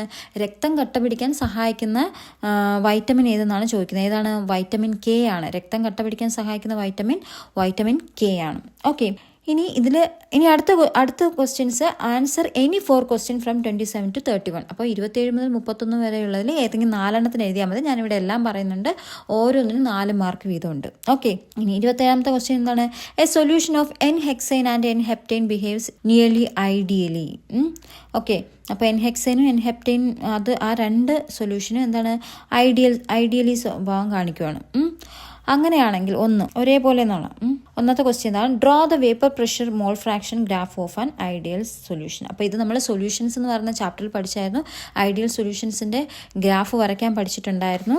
അപ്പോൾ ഇതാണ് നമ്മുടെ ഗ്രാഫ്. അപ്പോൾ ഇത് നിങ്ങൾ വരയ്ക്കാൻ വരച്ച് പഠിച്ചാൽ മതി. P ടോട്ടൽ PA + PB എന്ന് വരും. അപ്പോൾ ഇത് നിങ്ങളൊന്ന് വരയ്ക്കാൻ പഠിക്കുക. ഓക്കെ, ഇതാണ് ഗ്രാഫ് ചോദിച്ചിരിക്കുന്നത്. ഇനി അടുത്ത ക്വസ്റ്റ്യൻ എന്താ ചോദിച്ചിരിക്കുന്നത്? റൈറ്റ് ഇനി 2 ക്യാരക്ടറിസ്റ്റിക്സ് ഓഫ് ഐഡിയൽ സൊല്യൂഷൻ. അപ്പോൾ ഐഡിയൽ സൊല്യൂഷൻ്റെ 2 സവിശേഷതകളാണ് പറയാൻ പറയുന്നത്. അപ്പോൾ എന്താ പറയുന്നത്? നമ്മൾ സൊല്യൂഷൻസ് എന്ന് പറയുന്ന ചാപ്റ്ററിൽ പഠിച്ചപ്പോൾ പറഞ്ഞു എന്താ? Change in volume, changing enthalpy എന്തായിരിക്കും? 0 ആയിരിക്കും എന്നാണ് പറയുന്നത്. ഓക്കെ, അപ്പം അതായത് ΔH മിക്സിംഗ് എന്ന് പറഞ്ഞാൽ എൻതാൽപ്പി ചേഞ്ച് അതെന്ന് പറഞ്ഞാൽ 0 ആയിരിക്കും. No heat is absorbed or evolve during mixing. അതായത് മിക്സ് ചെയ്യുന്ന സമയത്ത് ഹീറ്റ് വലിച്ചെടുക്കുക അല്ലെങ്കിൽ പുതുതായി ഉണ്ടാവുകയോ ഒന്നും ചെയ്യുന്നില്ല. അടുത്ത രണ്ടാമത്തത് ΔV മിക്സിങ്, അതായത് ചേഞ്ച് ഇൻ വോളിയം ആൾസോ 0 ആണ്. അതായത് total volume of the solution എന്ന് വെച്ചാൽ equal to the sum of volumes of components. അപ്പോൾ ആ കമ്പണൻസിൻ്റെ എല്ലാ വോളിയൂംസും തമ്മിൽ കൂട്ടുമ്പോൾ കിട്ടുന്നതാണ് ടോട്ടൽ വോളിയം എന്ന് പറഞ്ഞാൽ അതെന്തായിരിക്കും, അത് 0 ആയിരിക്കും. ഓക്കെ, അടുത്ത 28ാമത്തെ question, define conductivity and molar conductivity of an electrolytic solution. അപ്പോൾ കണ്ടക്ടിവിറ്റി എന്താണെന്നും മോളാർ കണ്ടക്ടിവിറ്റി എന്താണെന്നും പറയണം. ഓക്കെ, അപ്പം നമുക്ക് നോക്കാം. ആദ്യം കണ്ടക്ടിവിറ്റി എന്താണെന്ന് നോക്കാം. കണ്ടക്ടിവിറ്റി എന്ന് വെച്ചാൽ ഒരു യൂണിറ്റ് നീളവും യൂണിറ്റ് വിസ്തീർണവുമുള്ള, യൂണിറ്റ് എന്ന് പറയുമ്പോൾ ഒന്ന്, ഓക്കെ, ഒരു യൂണിറ്റ് നീളവും യൂണിറ്റ് വിസ്തീർണവുമുള്ള ഒരു ലായനിയുടെ എന്താണ് ചാലക ശക്തി, അതായത് കണ്ടക്ടിവിറ്റി എന്ന് വെച്ചാൽ എന്താണ്, ആ പേരിൽ തന്നെ അർത്ഥമുണ്ട്, വൈദ്യുതി കടത്തിവിടാനുള്ള കഴിവ് അല്ലേ. അപ്പോൾ അതുപോലെ അതിനെയാണ് നമ്മൾ കണ്ടക്ടിവിറ്റി എന്ന് പറയുന്നത്, കെ ആണ് ഡിനോട്ട് ചെയ്യുന്നത്. ഓക്കെ, അപ്പോൾ അതിന് നമുക്ക് എങ്ങനെ എഴുതാം ഇംഗ്ലീഷിൽ? The conductance of a solution of 1 cm length and 1 square centimeter cross sectional area is called conductivity എന്ന് പറഞ്ഞ് എഴുതിയാൽ മതി. ഓക്കെ, ഇനി അടുത്ത് ചോദിക്കുന്നത് എന്താണ്, മോളാർ കണ്ടക്ടിവിറ്റി അല്ലേ. മോളാർ കണ്ടക്ടിവിറ്റി എന്താണെന്ന് ചോദിച്ചാൽ എന്ത് പറയാം? അപ്പോൾ ഇനി എന്താണ് മോളാർ കണ്ടക്ടിവിറ്റി എന്ന് വെച്ചാൽ 1 gram മോൾ ഇലക്ട്രോലൈറ്റ് ലയിപ്പിച്ചിരിക്കുന്ന ലായനിയിൽ 1 സെൻറ്റിമീറ്റർ അകലത്തിൽ വച്ചിരിക്കുന്ന ഇലക്ട്രോഡുകൾക്കിടയിൽ ഉണ്ടാകുന്ന ആകെ കണ്ടക്റ്റൻസ് ആണ് മോളാർ കണ്ടക്റ്റൻസ് എന്ന് പറയുന്നത്. ഓക്കെ, അപ്പോൾ എന്താ എങ്ങനെ പറയാത്? Molar conductance is the total conductance of the solution containing 1 gram mole of the electrolyte such that the entire solution is placed between 2 electrodes 1 centimeter apart. Okay, it is denoted by lambda M. അപ്പോൾ അതിനെയാണ് നമ്മൾ lambda M എന്ന് പറഞ്ഞ് denote ചെയ്യുന്നത്. Okay, ഇനി അടുത്തതിൻ്റെ 2ാമത്തെ question നോക്കാം. Explain the variation of conductivity and molar conductivity with concentration. അപ്പോൾ explain the variation of conductivity, അപ്പോൾ ഈ കണ്ടക്ടിവിറ്റിയിൽ എന്തൊക്കെ വേരിയേഷൻ വരും, and molar conductivity with concentration. അപ്പോൾ കോൺസെൻട്രേഷൻ ഗാഢതയ്ക്കനുസരിച്ച് എന്ത് മാറ്റം വരുമെന്നാണ് അവിടെ അടുത്ത് ചോദിക്കുന്നത്. അപ്പോൾ എങ്ങനെ എഴുതാം? വേരിയേഷൻ വിത്ത് കോൺസെൻട്രേഷൻ പറയുമ്പോൾ കണ്ടക്ടിവിറ്റി കെ എന്ന് പറയുന്നത്, conductivity always decrease with a decrease in concentration. അപ്പോൾ കോൺസെൻട്രേഷൻ കുറയുന്നതിനനുസരിച്ച് കണ്ടക്ടിവിറ്റി കുറയും. ബിക്കോസ് എന്തെന്നാൽ the number of ions per unit volume that carry the current decreases. അപ്പോൾ എന്തുകൊണ്ടെന്നാൽ the number of ions per unit വോളിയത്തിലെ number of ions, അതായത് അത് carry ചെയ്യുന്ന കറണ്ട് എന്ത് ചെയ്യും, കുറയും അല്ലേ. കണ്ടക്ടിവിറ്റി എന്ന് വെച്ചാൽ എന്താണ്, കറണ്ട് ക്യാരി ചെയ്യുന്നതാണ് അല്ലേ. അപ്പോൾ എന്താ, കോൺസെൻട്രേഷൻ ഡൈല്യൂട്ടഡ് ആകുമ്പം എന്താണ്, കറണ്ട് കുറയും. അങ്ങനെ എന്ത് ചെയ്യും, കണ്ടക്ടിവിറ്റി എന്ത് ചെയ്യും, കുറയും. ഓക്കെ, ഇനി അടുത്തെന്ന് പറഞ്ഞത് എന്താണ്, നമുക്ക് മോളാർ കണ്ടക്ടിവിറ്റിയുടെ കേസ് കോൺസെൻട്രേഷൻ അനുസരിച്ച് എങ്ങനെ പറയാം, ലാംഡ എം. അപ്പോൾ മോളാർ കണ്ടക്ടിവിറ്റി എന്ന് വെച്ചാൽ increases with a decrease in concentration. അപ്പോൾ കോൺസെൻട്രേഷൻ കുറയുന്നതിനനുസരിച്ച് മോളാർ കണ്ടക്ടിവിറ്റി എന്താണ്, കൂടും. ഓക്കെ, ഇത് inversely proportional because the total volume containing 1 mole of electrolyte increases. അപ്പോൾ എന്താണ്, because total volume containing 1 mole of electrolyte, 1 mole of ഇലക്ട്രോലൈറ്റുള്ള ആ ടോട്ടൽ വോളിയം എന്ത് ചെയ്യും, ഇൻക്രീസ് ചെയ്യുവാണ്. ഓക്കെ, അപ്പോൾ അതാണ് അവിടുത്തെ ആൻസർ. ഇനി അടുത്ത 29ാമത്തെ question 1. Explain any 2 types of structural isomerism shown by coordination compounds. അപ്പോൾ എക്സ്പ്ലെയിൻ, വിവരിക്കുക, any 2 types of structural isomerism. അപ്പോൾ സ്ട്രക്ചറൽ ഐസോമെറിസത്തിന് നമ്മൾ പഠിച്ചിട്ടുണ്ടായിരുന്നു അല്ലേ. അപ്പോൾ അതിൽ ഏതെങ്കിലും 2 എണ്ണത്തിനെ ഷോൺ ബൈ കോർഡിനേഷൻ കോമ്പൗണ്ട്സ്, അപ്പോൾ ഏതെങ്കിലും 2 എണ്ണത്തെക്കുറിച്ച് എക്സ്പ്ലെയിൻ ചെയ്യാനാണ് പറയുന്നത്. അപ്പോൾ നമുക്ക് ഏതൊക്കെ പറയാം, ഇഷ്ടമുള്ള 2 എണ്ണം പറയാം അല്ലേ, എഴുതാം. അപ്പോൾ ഒന്ന് ഞാൻ ലിങ്കേജ് ഐസോമെറിസം എടുക്കുക. നമുക്കറിയാം സ്ട്രക്ചറൽ ഐസോമെറിസം എന്ന് വെച്ചാൽ എന്താ, ലിങ്കേജ് ഐസോമെറിസം ഉണ്ട്, കോർഡിനേഷൻ ഐസോമെറിസം ഉണ്ട്, അയണൈസേഷൻ ഐസോമെറിസം ഉണ്ട്, സോൾവേറ്റ് ഐസോമെറിസം, അങ്ങനെയൊക്കെ പറഞ്ഞുണ്ട്. ഓക്കെ, അപ്പോൾ അതിൽ 2 എണ്ണം എഴുതിയാൽ മതി. അപ്പോൾ ഞാൻ ലിങ്കേജ് ഐസോമെറിസം ആദ്യം എഴുതും, നിങ്ങൾക്ക് ഇഷ്ടമുള്ളത് എഴുതാം. ലിങ്കേജ് ഐസോമെറിസം എന്ന് പറഞ്ഞാൽ എന്താണ്, it arises in complexes containing ambidentate ligands with more than 1 donor atom. Example, NO2 may be bonded to metal through N or through oxygen. അതിന് എക്സാമ്പിൾ അവിടെ നമ്മളടുത്ത് പറഞ്ഞു, എന്താണ്, explain any 2 types of structural isomerism shown by coordination compounds. അപ്പോൾ ആ coordination compounds വെച്ചുള്ള, അപ്പോൾ ആ എക്സാമ്പിൾ ഇവിടെ എഴുതും. ആ എക്സാമ്പിൾ നോക്കി നിങ്ങൾക്ക് മനസ്സിലാവും. അതായത് ഈ ലിങ്കേജ് ഐസോമെറിസം എന്ന് വെച്ചാൽ ടെറൈസസ് ഉണ്ടാകുന്നു in complexes containing ആംബിഡെൻറ്റേറ്റ് ligands. ആംബിഡെൻറ്റേറ്റ് ligands എന്ന് പറഞ്ഞാൽ നമുക്ക് എങ്ങനെ തിരിച്ചറിയാം, ഒരു കോർഡിനേഷൻ കോമ്പൗണ്ട് തന്നിരുന്ന അതിൽ ആംബിഡെൻറ്റേറ്റ് ആണെന്ന് തിരിച്ചറിയാം. ഇങ്ങനെ NO2 ഫോം, NO2 എന്ന് കണ്ടാൽ നമുക്ക് മനസ്സിലാവും ആംബിഡെൻറ്റേറ്റ് ലിഗൻസ് ആണെന്ന്. അപ്പോൾ ഈ NO2ൻ്റെ ഒരു പ്രത്യേകത എന്താ, നമ്മൾ നേരത്തെ ഒരു ക്വസ്റ്റ്യനും പഠിച്ചായിരുന്നു. NO2 നൈട്രജന് എന്താണ് മെറ്റലുമായിട്ട് ബോണ്ട് ചെയ്യുക, അതായത് നൈട്രജനുമായിട്ടോ അല്ലെങ്കിൽ ഓക്സിജൻ വഴിയോ അതിന് ബോണ്ട് ഫോം ചെയ്യാൻ പറ്റും അല്ലേ. ഓക്കെ, അപ്പോൾ ഇത്തരത്തിലുള്ളതിനെയാണ് നമ്മൾ ലിങ്കേജ് ഐസോമർസ് എന്ന് പറയുന്നത്. അവിടെ എക്സാമ്പിളും കൊടുത്തിട്ടുണ്ട്. ഓക്കെ, NO2 അല്ലെങ്കിൽ ONO എന്ന് പറഞ്ഞ് ആ ഒരു കോർഡിനേഷൻ കോമ്പൗണ്ടിൽ കണ്ട് അതാണ് ആൻറ്റിഡെൻഡേറ്റ് ലിഗൻസ് എന്ന് മനസ്സിലാക്കുക. ഓക്കെ, ഇനി അടുത്ത് ഞാൻ പറയുന്നത് എന്താണ്, അടുത്ത അയണൈസേഷൻ ഐസോമർസും പറയണം. അയണൈസേഷൻ ഐസോമർസ് എന്ന് പറയുന്നത് എന്താ, this arises when coordination compounds with the same molecular formula give different ions in solution. അപ്പോൾ എന്താണ് ഇവിടുത്തെ പ്രത്യേകത, coordination compounds with same molecular formula give different ions. അപ്പോൾ ആ സൊല്യൂഷനിൽ സെയിം മോളിക്കുലർ ഫോർമുല ആയിരിക്കും, പക്ഷേ ഡിഫറെൻറ്റ് അയോൺസ് ആയിരിക്കും കാണുന്നത്, ഡിഫറൻസ് അയോൺസ് തരുന്നു. അപ്പോൾ അത്തരത്തിലുള്ളതിനെയാണ് നമ്മൾ അയണൈസേഷൻ ഐസോമർസ് എന്ന് പറയുന്നത്. അതിനൊരു എക്സാമ്പിൾ ഇവിടെ കൊടുത്തിട്ടുണ്ട്, അവിടെ നോക്കി നിങ്ങൾക്ക് മനസ്സിലാവും. അവിടെ CLഉം CO3യുടെ ആ പൊസിഷനൊക്കെ ഒന്ന് നോക്കി നിങ്ങൾക്ക് ഏകദേശം ഒരു ഐഡിയ കിട്ടും. അപ്പോൾ ഇതിനെക്കുറിച്ചൊക്കെ കൂടുതൽ ഡീറ്റെയിൽ ആയിട്ട് ആ ചാപ്റ്ററിൽ പറയുന്നുണ്ട്, നിങ്ങൾക്ക് വായിച്ചാൽ മനസ്സിലാവും. ഓക്കെ, ഇനി അടുത്ത രണ്ടാമത്തെ ക്വസ്റ്റ്യൻ, റൈറ്റ് ഇനി 2 ആപ്ലിക്കേഷൻസ് ഓഫ് കോർഡിനേഷൻ കോമ്പൗണ്ട്സ്. അപ്പോൾ ഇനി കോർഡിനേഷൻ കോമ്പൗണ്ട്സിൻ്റെ എന്തെങ്കിലും 2 ആപ്ലിക്കേഷൻസ് അത് എവിടെയാണ് അപ്ലൈ ചെയ്യുന്നതെന്ന് എഴുതാനാണ് പറയുന്നത്. അപ്പോൾ നമുക്ക് എവിടെയൊക്കെ എഴുതാം. ഒന്നാമത്തെ ആപ്ലിക്കേഷൻ അനലിറ്റിക്കൽ കെമിസ്ട്രി, അതായത് used in the qualitative and quantitative analysis of metal ions. അപ്പോൾ മെറ്റൽ അയോൺസിൻ്റെ ക്വാളിറ്റേറ്റീവും ക്വാണ്ടിറ്റേറ്റീവും അനാലിസിസിന് വേണ്ടിയിട്ട് ഉപയോഗിക്കാറുണ്ട്. പിന്നെ എന്താണ്, ബയോളജിക്കൽ ഇമ്പോർട്ടൻസ് ഉണ്ട്. Many vital naturally occurring compounds are coordination complexes. അതായത് നമ്മൾ നാച്ചുറലി ഒക്കർ ചെയ്യുന്ന പല കോമ്പൗണ്ട്സും എന്താണ് കോർഡിനേഷൻ കോമ്പൗണ്ട്സ് ആണ്. സച്ചസ് ക്ലോറോഫിൽ, ഹീമോഗ്ലോബിൻ, അതൊക്കെ എക്സാമ്പിളാണ്. ഓക്കെ, അപ്പോൾ ഇനി നമുക്ക് 30ാമത്തെ ക്വസ്റ്റ്യനിൽ പോകാം. 30ൻ്റെ 1ാമത്തെ question, explain with chemical equation the preparation of, അതെന്താ കൊടുത്തിരിക്കുന്നത്, ടെർട്ട് ബ്യൂട്ടൈൽ മീഥൈൽ ഈതർ. അപ്പോൾ നമ്മൾ ഈതർ ഈ ചാപ്റ്റർ പഠിച്ചിട്ടുണ്ട്. ഇതിനകത്താ ആൽക്കഹോൾസ്, ഫിനോൾസ് ആൻഡ് ഈതേഴ്സ് എന്ന് പറഞ്ഞ ഒരു ചാപ്റ്റർ പഠിച്ചിട്ടുണ്ട്. അതിനകത്തുള്ളതാണ് ഈ ക്വസ്റ്റ്യൻസ്. ഓക്കെ, അപ്പോൾ ഇവിടെ പറയുന്നത് എന്താണ്, ടെർട്ട് ബ്യൂട്ടൈൽ മീഥൈൽ ഈതർ പ്രിപ്പയർ ചെയ്യുന്നത് എങ്ങനെയാണെന്ന് വിവരിക്കാനാണ്, കെമിക്കൽ ഇക്വേഷനൊക്കെ വെച്ചിട്ട് വിവരിക്കാനാണ്. അപ്പോൾ ഞാൻ അവിടെ കൊടുത്തിട്ടുണ്ട് എന്താണ്, Williamson synthesis of tert butyl methyl ether. അപ്പോൾ അത് വെച്ചിട്ട് to prepare tert butyl methyl ether a primary alkyl halide, അതായത് methyl bromide is reacted with a tertiary alkoxide, sodium tert butoxide. അപ്പോൾ ഈ പ്രിപ്പയർ ചെയ്യുന്നത് ആ ഒരു കെമിക്കൽ ഇക്വേഷൻ തന്നിട്ട് അതിനെയാണ് ഇവിടെ മുകളിൽ എഴുതിയിരിക്കുന്നത്. അതായത് നമ്മുടെ തേർഡ് ബ്യൂട്ടൈൽ മീഥൈൽ ഈതറിനെ പ്രിപ്പയർ ചെയ്യാൻ വേണ്ടിയിട്ട് നമ്മൾ ആദ്യം ഒരു പ്രൈമറി ആൽക്കൈൽ ഹാലൈഡിനെ അതിനെ എന്ത് ചെയ്യും, ടെർഷ്യറി ആൽക്കോക്സൈഡ് വെച്ചിട്ട്, അതായത് സോഡിയം ടെർട്ട് ബ്യൂട്ടോക്സൈഡ് വെച്ചിട്ട് റിയാക്ട് ചെയ്യിപ്പിക്കും. അപ്പോൾ നമുക്ക് കിട്ടുന്നതാണ് tert butyl methyl ether. Okay, ഇനി രണ്ടാമത്തെ question, right the products obtain by the reaction of tert butyl methyl ether with HI, hydrogen അയോഡൈഡുമായിട്ട്. അപ്പോൾ HIU ആയിട്ട് വരുമ്പോൾ എങ്ങനെയാണെന്നാണ് നോക്കുന്നത്. ഓക്കെ, അപ്പോൾ അതെന്തൊക്കെ പ്രോഡക്റ്റ് ആണ് കിട്ടുന്നത്, പ്രോഡക്ട്സ് ഏതെന്നാണ് ചോദിച്ചിരിക്കുന്നത്. അപ്പോൾ നമുക്കത് എഴുതാം. അപ്പോൾ കിട്ടുന്ന പ്രോഡക്ട്സ് ആണ് ഏത്, ടെർട്ട് ബ്യൂട്ടൈൽ അയോഡൈഡും കിട്ടും, മെത്തനോളും ആണ് അവിടെ കിട്ടുന്ന പ്രോഡക്ട്സ്.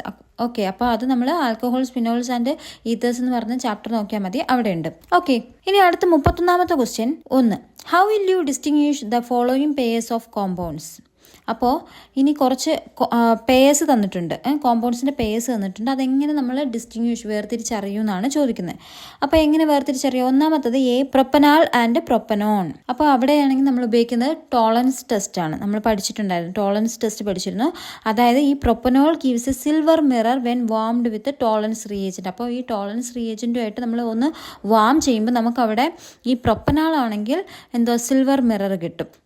പക്ഷേ പ്രൊപ്പനോൺ ആണെങ്കിൽ ഡസ് നോട്ട് റിയാക്ട്. അപ്പോൾ അത് പ്രൊപ്പനോണിലാണെങ്കിൽ അത് റിയാക്ട് നടക്കത്തില്ല. നമ്മളത് ചാപ്റ്റർ പഠിച്ചപ്പോൾ പറഞ്ഞു, സിൽവർ മിറർ കിട്ടുവാണെങ്കിൽ പ്രൊപ്പനോൺ ആണെങ്കിൽ റിയാക്ഷൻ ഒന്നും നടക്കത്തില്ല. ഇനി 2, B, പെൻഡൻ 2-on ആൻഡ് പെൻഡൻ 3-on. അപ്പോൾ ഇവിടെ ഏത് ടെസ്റ്റാണ് നമ്മൾ ഉപയോഗിക്കേണ്ടത്, അയഡോഫോം ടെസ്റ്റാണ് ഉപയോഗിക്കേണ്ടത്. അപ്പോൾ pentan 2-on is a methyl ketone ആണ്, reacts with I2 sodium hydroxide forms a yellow precipitate of iodoform. അപ്പോൾ അയോഡോഫോമിൻ്റെ ഒരു യെല്ലോ പ്രസിപ്പിറ്റേറ്റ് തരും. പക്ഷേ അതേസമയം pentan 3-on does not give this test. അപ്പോൾ ഇത് ഈ ടെസ്റ്റിൽ ഫെയിലിയർ ആവും. ഓക്കെ, ഇനി അടുത്ത അതിൻ്റെ രണ്ടാമത്തെ question, write the name of the following reactions. അപ്പോൾ 2 റിയാക്ഷൻ തന്നിട്ടുണ്ട്, അത് ഏതാണെന്ന്, റിയാക്ഷൻ ഏതാണെന്നാണ് പറയുന്നത്. ഒന്നാമത്തെ നമുക്കറിയാം ഏതാണ്, നമ്മൾ പഠിച്ചു HVSZ റിയാക്ഷനാണ്. അത് നോക്കിയാൽ അറിയാം ആ റിയാക്ഷൻ HVSZ റിയാക്ഷനിൽ, അതായത് ഹെൽ വോൾഹാഡ് സെലിൻസ്കി റിയാക്ഷനാണ്, അതിനകത്തുള്ള റിയാക്ഷനാണ് ഇത് പറയുന്നത്. ഓക്കെ, രണ്ടാമത്തെ B എന്ന് പറഞ്ഞാൽ റോസൻമൺ റിഡക്ഷൻ ആണ്. ആ റോസൻമൺ റിഡക്ഷൻ നമ്മൾ പഠിച്ചു.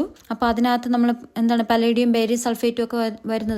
അപ്പോൾ ആ ഒരു ഇക്വേഷൻ നമ്മൾ ഓൾറെഡി പഠിച്ചിട്ടുണ്ടായിരുന്നു. അപ്പോൾ റോസൻമൺ റിഡക്ഷൻ എടുത്ത് നോക്കിയാൽ മതി. അപ്പോൾ അവിടെ ഈ same same equations, same reactions കൊടുത്തിട്ടുണ്ട്. അപ്പോൾ നമുക്ക് മനസ്സിലാക്കാം.